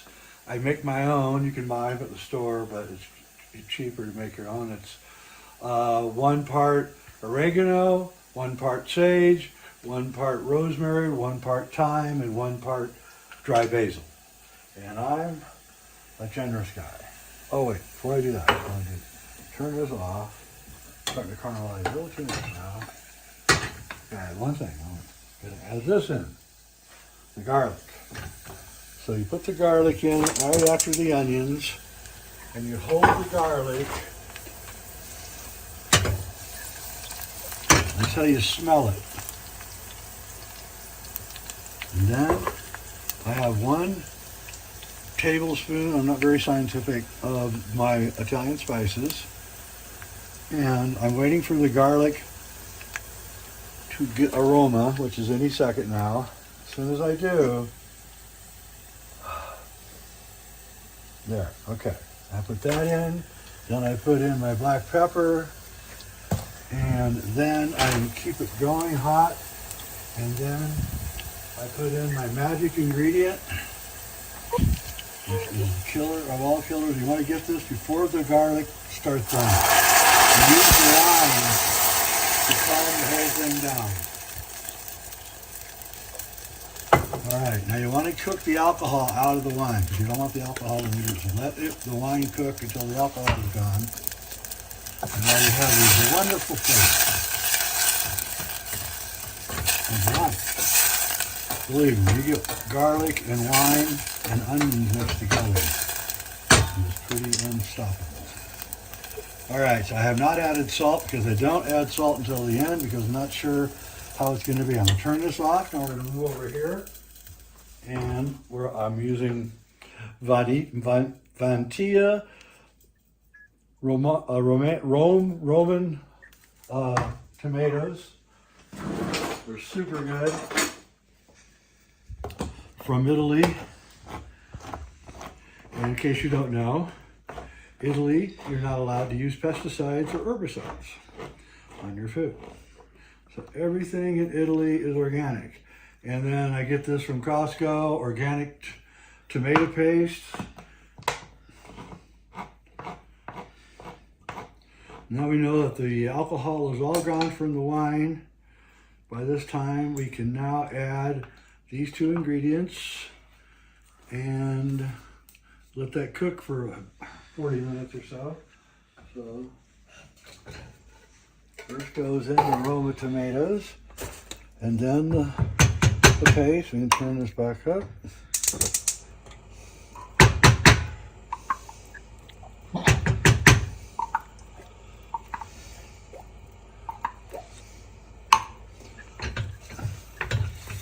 Mix it thoroughly.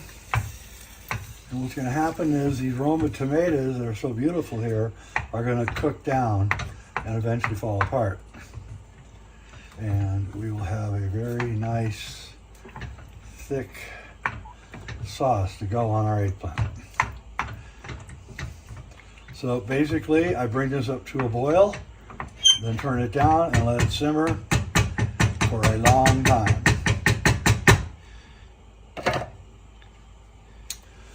And that's it. We'll be back. All right, so I washed the salt off. Now I'm drying them off because I'm about to fry them. This is the fun part. You can see they're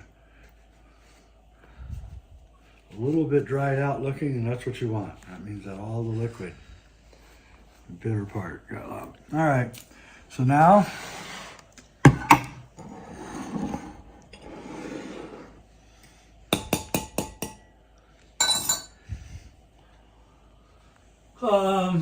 I would use a not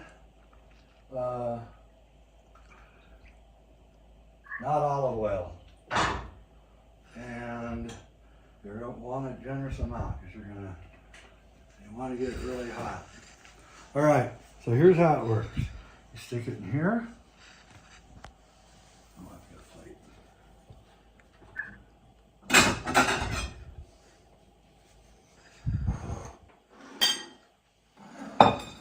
You stick it in the flour first, then in the egg mixture. Never wear black when you're working with flour.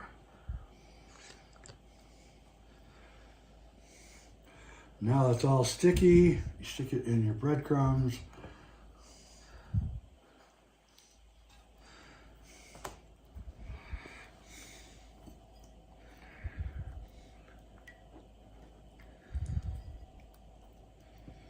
You want to make sure you're coated with the egg. That's the most important part of it. That way the breadcrumbs don't stick. So it's super important. I know you're all wondering what I'm doing with the frying pan, but I want it to be really hot. I may have to turn it off because it's taking longer than I thought it would. Why don't you just come back and we'll have this all done when you come back. That way I don't feel like I have to rush. All right, so my oil is, got it be at 350. And it's at 265, so I gotta wait a little bit here. I've been cleaning up in the meantime. This is my, this is what it looks like before I fry it.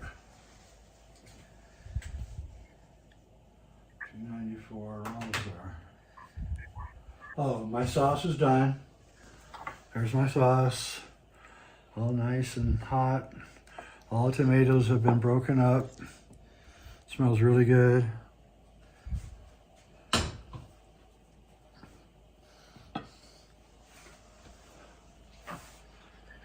using a big frying pan because we got a lot of eggplant. And this stuff's probably going to cook really fast. We're at 312. It's taking a lot longer to heat up because the frying pan is so big.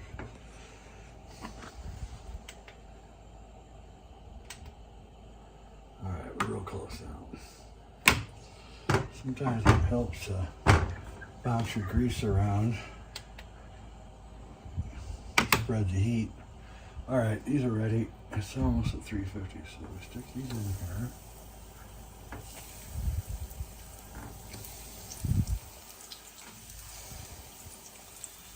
Clearly, I'm going to have to do this in batches.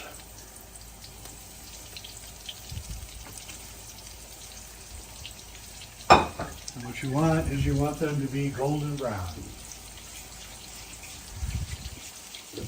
Wash my hands again. Always wash your hands.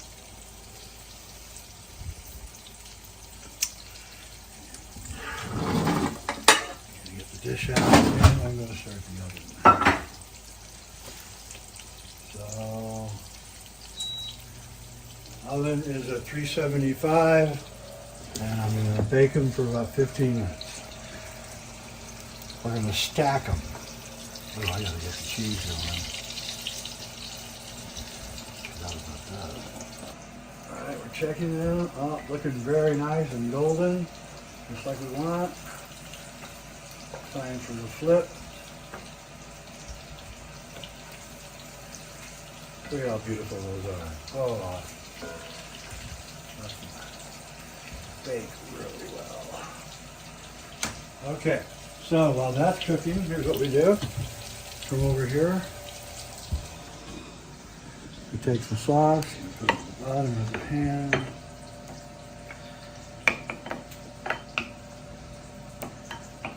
And we're gonna lay these eggplants right into this sauce.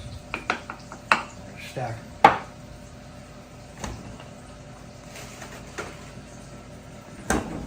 Almost ready to go. That's an important part. Try not to skinny on the cheese. I mean, as far as quality. I don't use a lot of cheese, but I like high quality cheese. This is Parmesan oregano, Reggio, whatever it's called. I can't remember now. All right, these are probably ready. So, what do I do with my dish?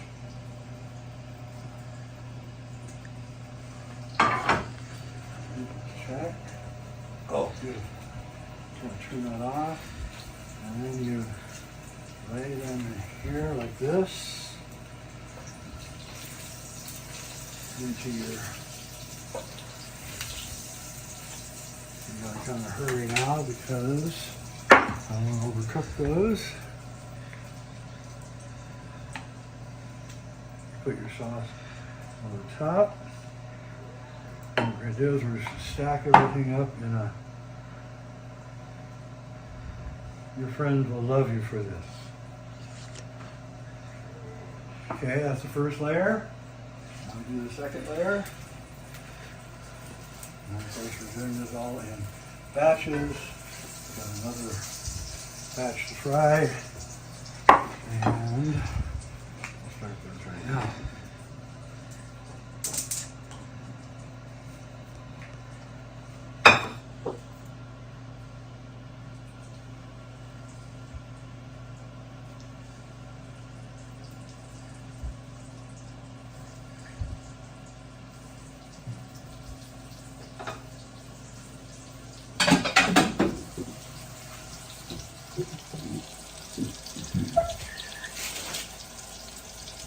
All right, so now I'm doing the next batch.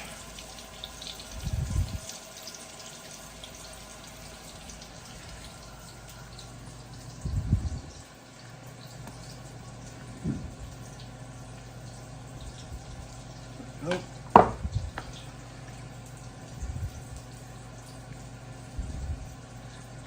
Like I said, I don't use a lot of cheese, so my wife doesn't like cheese. Well, she likes it, not that much. Wow, these are going really good. Okay. Wow. Going really good. Okay, we're ready here. Frying up really nice and good.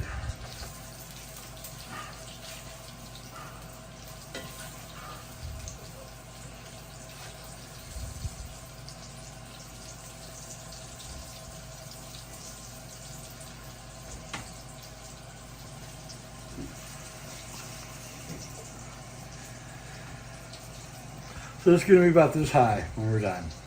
What you do is you serve like the whole stack. You know, really rounding up really quickly here. Yep.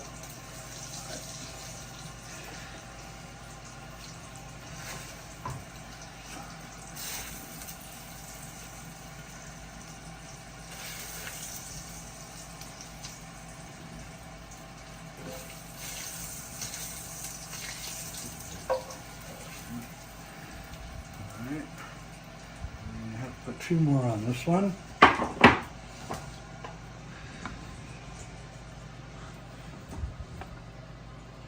Probably gonna use up almost all of the sauce we made, which I'm surprised. And we're almost done here. It's really not that hard. but I like making it because I know you cheese people are like, what? Add more cheese. But I don't. Okay, we're grabbing the last two. Oh, here. Set this on the side for now.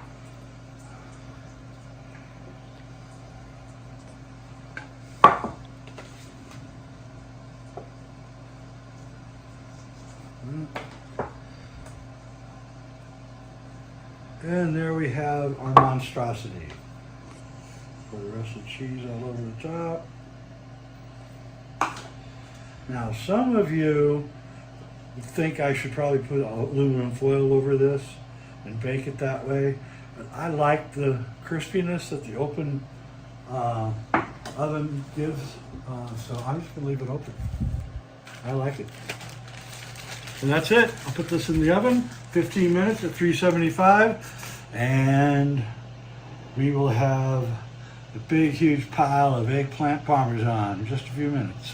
So 375, 15 minutes later. Oh, look at that. Look at that. That is so beautiful. And see, that's why I left the top off, because all around the sides and on the top, it got it all crispy. So it's gonna be real soft and in the inside and juicy, but the outside will be nice and crispy, so you get that texture going. And I would serve probably half a stack to each of my guests. So this is 1, 2, so 8, serves 8 people. It's pretty good for 2 eggplants. And I'm gonna serve it with this, my famous hot naked spaghetti with garden basil. And we'll serve that, I'll heat that up, and we'll serve that together, and it's gonna be awesome.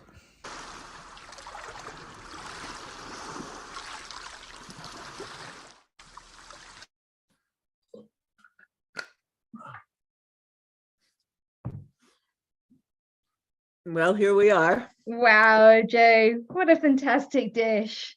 To actually use vegetables to bring together that dish was just amazing. And one of the things I really want to know is, what's your inspiration behind creating that dish?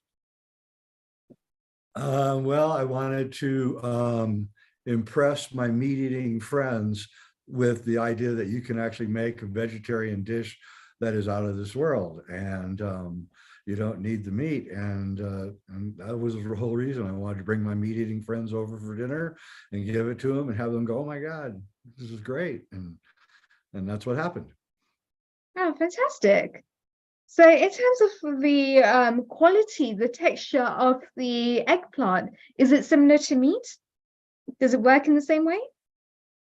Yeah, it does. And you know, you really have to be careful with eggplants. Got a lot of bitterness in it, so you have to get the bitterness out. And so that's a little bit tricky. You have to use salt to get that out. And but once you get the little bitter undertone out, it has a wonderful texture. And when you add the tomato sauce, that breaks down the acids in the tomato sauce break down the eggplant also.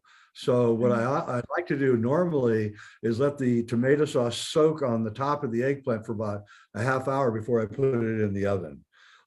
So it breaks it down more, it makes it even more luscious and easy to eat. Yeah. So it digests very well then. It's very easy to break down, because as it is, eggplants tend to have a high quantity of water in them. They're very water-soluble vegetables. Yeah, they do. And that's also a problem, because you got to make sure you extract a lot of that water before you cook it, because there is so much water in eggplant. It's like 90% water. And so that's why you have to use a lot of salt, but make sure you wash the salt off before you bake it, because you don't want all that salt in your food, because it'll just overwhelm the food. So you just use the salt to extract the water, and then you wash the salt off. Really important. And can you also heat that salt? If there's a bit too much salt that you put into that dish, or somebody puts into the dish, is there a way to enable that salt to evaporate before it's being cooked? Well, what it does is it penetrates down in and pulls all the moisture out. And the longer Right. you leave the salt in, the more it shrinks. The eggplant will shrink. And so what I end up doing is I don't put any salt in at all in the dish because I use the salt to extract it. I don't add any more salt. It's just Okay. too much for the dish. So what's the So sort of like ideal time for that salt to be able to sit on the eggplant? at least an hour, at least. The longer you leave it, the more the eggplant begins to, you can leave it on too long, it'll become leather. So you don't want to do that. So, you have to watch it. So about an hour to an hour and a half is as long as I would leave it on, because otherwise then it just starts wilting up and getting all wrinkled and hard, and then you can't eat it. So, you gotta be really careful with the eggplant. And you want the soft and crunchy texture, don't you? You want the outside to be nice and crunchy and the inside is nice and soft. Right. Yeah. So that's what the salt also does, is that the longer you leave it in, the more it penetrates down into the eggplant. So it gets the very center all nice and soft. And then when you add the tomato sauce, then that texture really makes it really good, and breaks everything down, makes it easy to eat and digest. And so I tend to use a lot of sauce, because of that. So I lay the eggplant down in the sauce, and that makes the sauce begins penetrating into the eggplant from the bottom, and then I spread it all over the top. And like I said, I don't use much cheese because I don't know why I don't use much cheese. Sharon doesn't like it so much, so I just started not using it, and then I started not liking as much cheese on it as she does, and so it kind of grown into it's not that I don't like cheese, it's just that I don't like a lot of cheese. Yes. And with the salt and the sauce, do you find that there's a way to be able to balance those two? Because the sauce can be very acidic at the same time, can't it? Yeah, that's why I wash the salt off of the eggplant before I proceed to make it, because I don't want it to become too acidic. I try to I try to make my foods as less acidic as I possibly can. Working with tomato sauce, that's kind of hard. But yeah, I think it's really important to alkaline your food. So if you notice, I didn't have anything on the pasta, so I wasn't adding any more acids to the dinner. And by adding the fresh basil to the pasta, I'm adding some alkaline to the dinner. So it's important that you don't over acid your food. Absolutely. And I think that whole mixture of herbs that you use, those 5 herbs, really help with the whole digestive process as well, don't they? To be able to create a nice balance to the dish. Exactly right. That's exactly what I was doing. Riddhi, can I ask a question? Absolutely, go ahead. Does the tomato sauce that you're using, does it have some salt in it, or it is without the salt? Without salt, yeah. That's purely Italians generally don't add salt to their canned tomatoes. That's why. Okay. All right. Is there any particular kind of tomatoes that you have picked up for that sauce stuff, or anybody can use any of the kinds? No, I don't think so. I think you need to use. I only use ingredients from Italy, because Italy has strict regulations on how they farm. And so I only buy my pasta from Italy. I only buy my tomatoes from Italy. And I go to a special, or grow them. Okay. Roma tomatoes or what you want, because Roma tomatoes have that kind of firmness that you want in sauce to make it thick. So I buy Roma tomatoes from Italy, or I grow them myself. Have you used the common salt or any specific salt? No, I use a salt from India, the Himalayan salt. Okay, the Himalayan rock salt. Okay, all right. No, you shouldn't use sea salt anymore because of Fukushima. The oceans are now getting radiated. Yeah, and true. I don't recommend That sea makes salt. a good. Yeah, so I only recommend Himalayan salt because it's mined from the mountains. And I am from the Himalayas, and you derive the salt from there. Okay, so thank you so much. Yeah. Okay. No radiation in India salt. Yeah. Any specific oil that you recommend that one should use for this recipe for when Only you olive fry the oil. I would olive only oil? use olive oil when I'm cooking anything French or Italian. I only use olive oil, and I only use extra virgin, again from Italy. And you know, yeah, I may be Irish, but secretly I think I'm an Italian. Okay, all right. So more Italian cuisines and more Italian seasoning with the stuff. All right, that's Absolutely. And you mentioned also that the Parmesan is actually very high quality. Why is that? I don't know. You know, you go to Italy and everybody's doing everything that you're told wrong. They're eating lots of pasta, lots of bread, they're drinking wine, and yet nobody's fat, nobody's overweight. Everybody's in really good shape in Italy. And you're like, what's going on here? And then you realize that they take 2 or 3 hours to eat dinner. Well, in America, we eat dinner in 20 minutes. We're watching television. In Italy, that's not allowed. Everybody, the whole family has to get around the table, and everybody has to go real slow. And they don't start eating until like 7 or 8 o'clock at night, and they eat until 10. And it's this huge, long ritual that we in America don't have anymore. I think we used to have it, but we don't have it anymore. And I personally think that's the way to live life. You know, I'm a big believer in living the slow life and not the fast life. And so I want everything slow. I want my dinner slow. I want my dancing slow. I want my music slow. I want everything slow. It's just the way I am. Yeah, that's nice. It reminds me of Ratatouille. And yeah, Ratatouille, when like it reminds me of that. Yeah, and he said, can you just chew? The more you chew, the more flavors you get. The more slower you eat, the better it is. And that reminds me of everything. So that's fantastic. That adds on to everything, because the slower you are at the dining table, the longer the life is.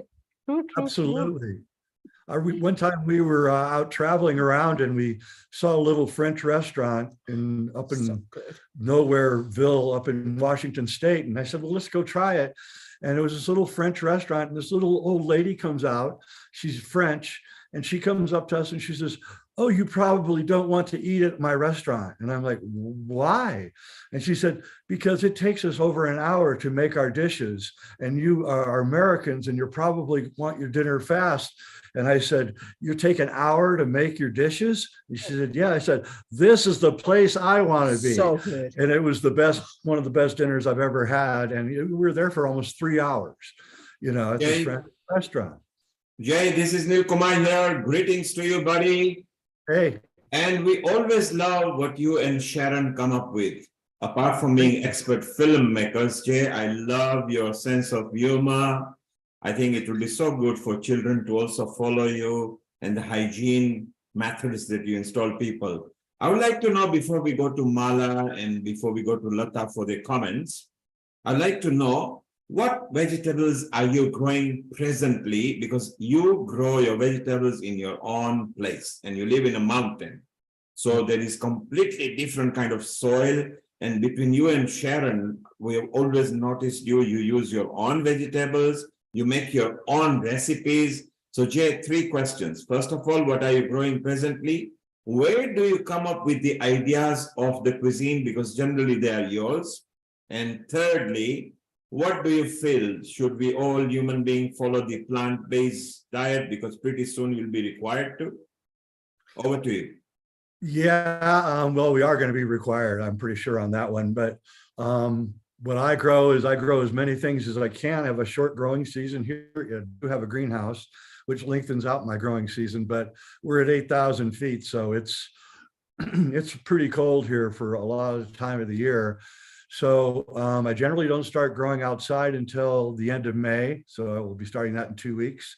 And I'll be growing, what do we grow? We got cucumbers and lettuce and spinach, arugula, bok choy, tomatoes and bok choy, broccoli, cabbage, snow peas, zucchini, onions, potatoes.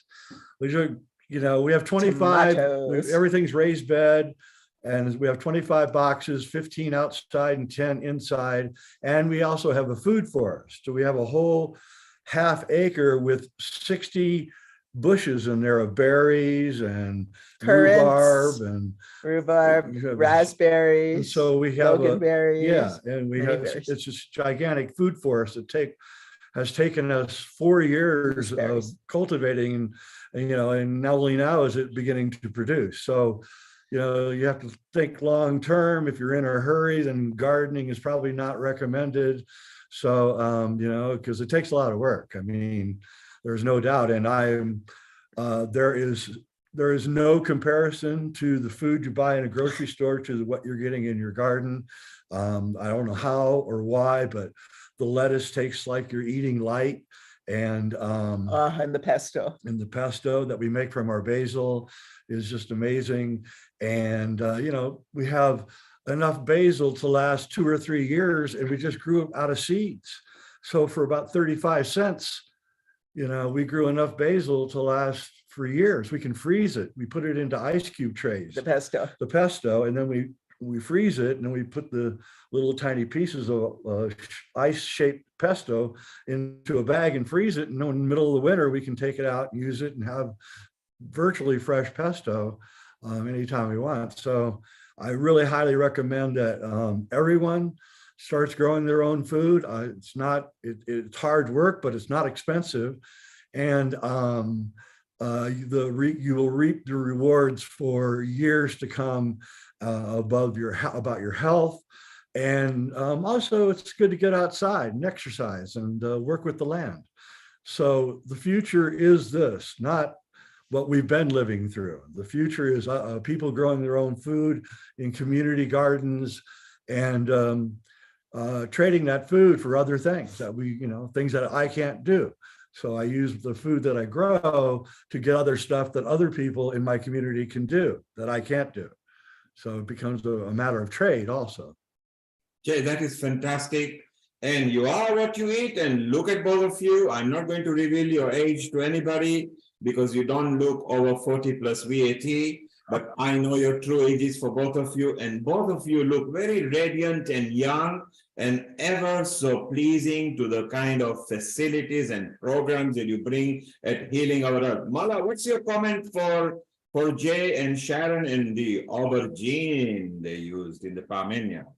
Right. Now that was very interesting, the way you prepared it. I was looking at your prep work. I think, Rita, you had a question about meat and alternatives, and it had a very meaty texture because of the size and the length. You chunked it up there quite a lot. So you'll forget about meat in eating that. And then you put the double layers on that as well. So it's quite filling, number one. And I like that you didn't overpowered it with too many ingredients. Yeah. And the flavors were focused on aubergines, a bit of garlic, not too much, and your cheese. So for those that are dairy intolerant or have, I know you didn't use a lot of cheese, you mentioned you don't like too much of it, and they have their preferences. So what else can we use as an alternative? There is gluten-free cheese, but if not cheese, what would you suggest or recommend? I think that you could probably get away without putting cheese on. I really don't. I don't think it's actually all that necessary. I put it on because it's called Parmesan, so you kind of have to put it on. But I would probably eat it just fine without any cheese on it at all. I think it's just fine. I think the cheese just it adds a little bit of texture to it. Adds that kind of crusty layer to it, but you'll get that anyway if you just stuck it in the oven without the cheese. So I wouldn't, I am a little bit dairy intolerant. So, and that's one of the reasons why I don't put much cheese on. So there's a lot of things that require cheese or dairy products that I don't put in. I just don't put them in. I just eat it without it, and it's just fine. I don't really notice it. Another question on your gardening. I'm very involved with local gardening projects in London with local communities. We love this. I just love hearing you. So when you have an over surplus due to the season, very hot summer, and then you'll have tomatoes growing out of your ears, you know. What do you do with all of it? Do you share? Do you sell them? Or And them. Well, I can a lot, but I do what I want to do is what I'm trying to do, what we're trying to do is we want everybody in our community to be doing this. And so that will create this huge surplus at the end of the year. And then we share that with everybody. That's, I don't sell it. I don't want to sell it. I want, if I give the neighbor 15 gorgeous tomatoes because I have an oversupply, I like, you know, the movie The Godfather, I'm expecting to get something in return at some point in the future from that person. I mean, it's all about that. And so I freely give my stuff away, and everybody knows that, you know, when Jay is down and out or Sharon's down and out, we got to come in for them. And so they know we're for them, and they know that they're for us. And that can only be done by paying it forward. So I pay it forward knowing that I'm going to get it back at some point in the future. I'm a firm believer in that. And so that's the whole reason that I don't sell it. I give it away because I can see the light in their eyes when I give it to them. And I know that they will remember us later in the future. And it really, they do. I mean, Sharon and I are very popular in our community because we give a lot back to the community. And Jay, the more you give, the more you get back. And that's why we love you as a budding duo for Healing Our Earth. Jay, Amrita over here loves purple foods and everything. She's very much into purple. And aubergine is a queen of Indian vegetables that people like in India. And Amrita, what are your thoughts? What do you make with aubergine? With the what? You need to unmute yourself. Amrita, you need to unmute yourself. Amrita, you need to unmute. Yeah. So first of all, I am so glad to meet you. This is my first meeting with you both. Marvelous to know about your way of living. It's not just about food. It's not about growing vegetables that everybody can do, but then the incorporation of other practices that you do and the kind of values you hold, that's really marvelous. I'm so glad to meet you, to be honest. And I would like to thank this platform of Healing Our Earth to make me meet, because this, not everybody can think of that. If I give tomatoes and share tomatoes, I build up such a big community and relationship with people. People hardly don't think about that, because in that way they gain so much of happiness, compassion, contentment, and in return, a healthy relationship, which is not any part standing in front of currencies, basically. So you can't count them on monetary basis, and that becomes so big. And looking at that, my kids were actually watching your video and were looking, wow, amazing, Mama, when are you going to prepare that for us, actually? Because in India, we make it with potatoes, and even I add tomatoes in the same way, and it gives such a good flavor with the Himalayan salt. And the difference is just I chop it in a small way, and I also garnish it with fresh coriander leaves. And so that adds on to the flavors in that way. And I have got on my own masala stuff, so that spices is being added. But this kind of a stuff is also really good. And they were like, Mama, look at that. That's so tempting. Look at that cheese. You know how the flavor has come and it's been fried. It'll be crispy. It'll be yum. So that kind of a stuff I'd definitely like to try. And we make 2-3 dishes with this. And this one is one of them. And these are called as pakoras as well. We make pakoras out of it also, which is again the fries with it, with gram flour and this aubergines added to it. And eggplant is a wonderful plant. It is very rich in many minerals and many stuff, and it can be used in many ways. So apart from that, I look forward to see you more. Thank you, Amrita. Since you love purple food and purple fruits as well, now you can try Jay's recipe. Let's move over to Lata. Lata, you've been watching and you love baking and making foods and desserts. What do you think of Jay's recipe? Hi, Jay. Hi, everyone. Global Namaste. So what I enjoyed about this meal was that it was all organic and also pollution-free. And I like the recipe because you're making use of the vegetables that you are, so you're self-contained and independent. So yeah, I thought it was excellent way of using up your own produce, and also you accommodated your preferences and your diet, and the gluten-free and whatever you said, the milk. You said you're intolerant to dairy. Does that mean milk as well? Yeah, what do you do? Bit, yeah. Pardon? I can't, if I drink or eat like ice cream or anything with a lot of dairy, I get all congested. So I can do a little bit, but I can't do a lot. And milk is made for cows, not for humans. I'm sorry, but we use it, and we're very clever with how we use these things. Yeah. But it's made for cows. Yeah, I agree. So what do you do as a replacement? Would you use any other alternative for milk, like cashew milk or? I don't. I just, like I said, I just go without. I do want to say one thing though, since we have a lot of people listening. You should know that you probably want to start growing your own spices, because prices of spices are going through the roof right now. I just bought some and I was like seriously shocked. Not shocked at how much they cost.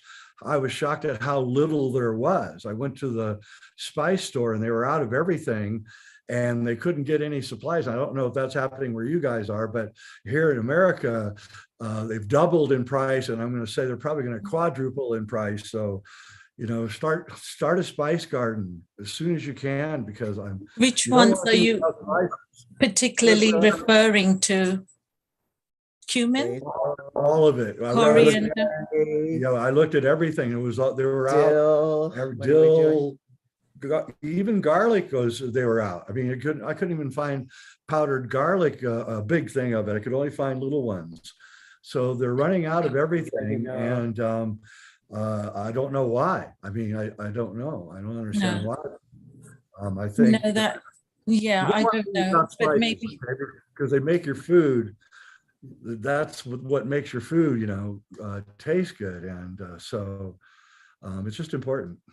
So Jay, you're very right. The prices in Africa, Australasia, US and UK have gone up. Generally, the prices have also gone up after the pandemic. Yes, we are getting scarce. We are lucky here in UK because we have got a lot of Indian importers, so we are flooded with spice, but the prices have definitely gone up.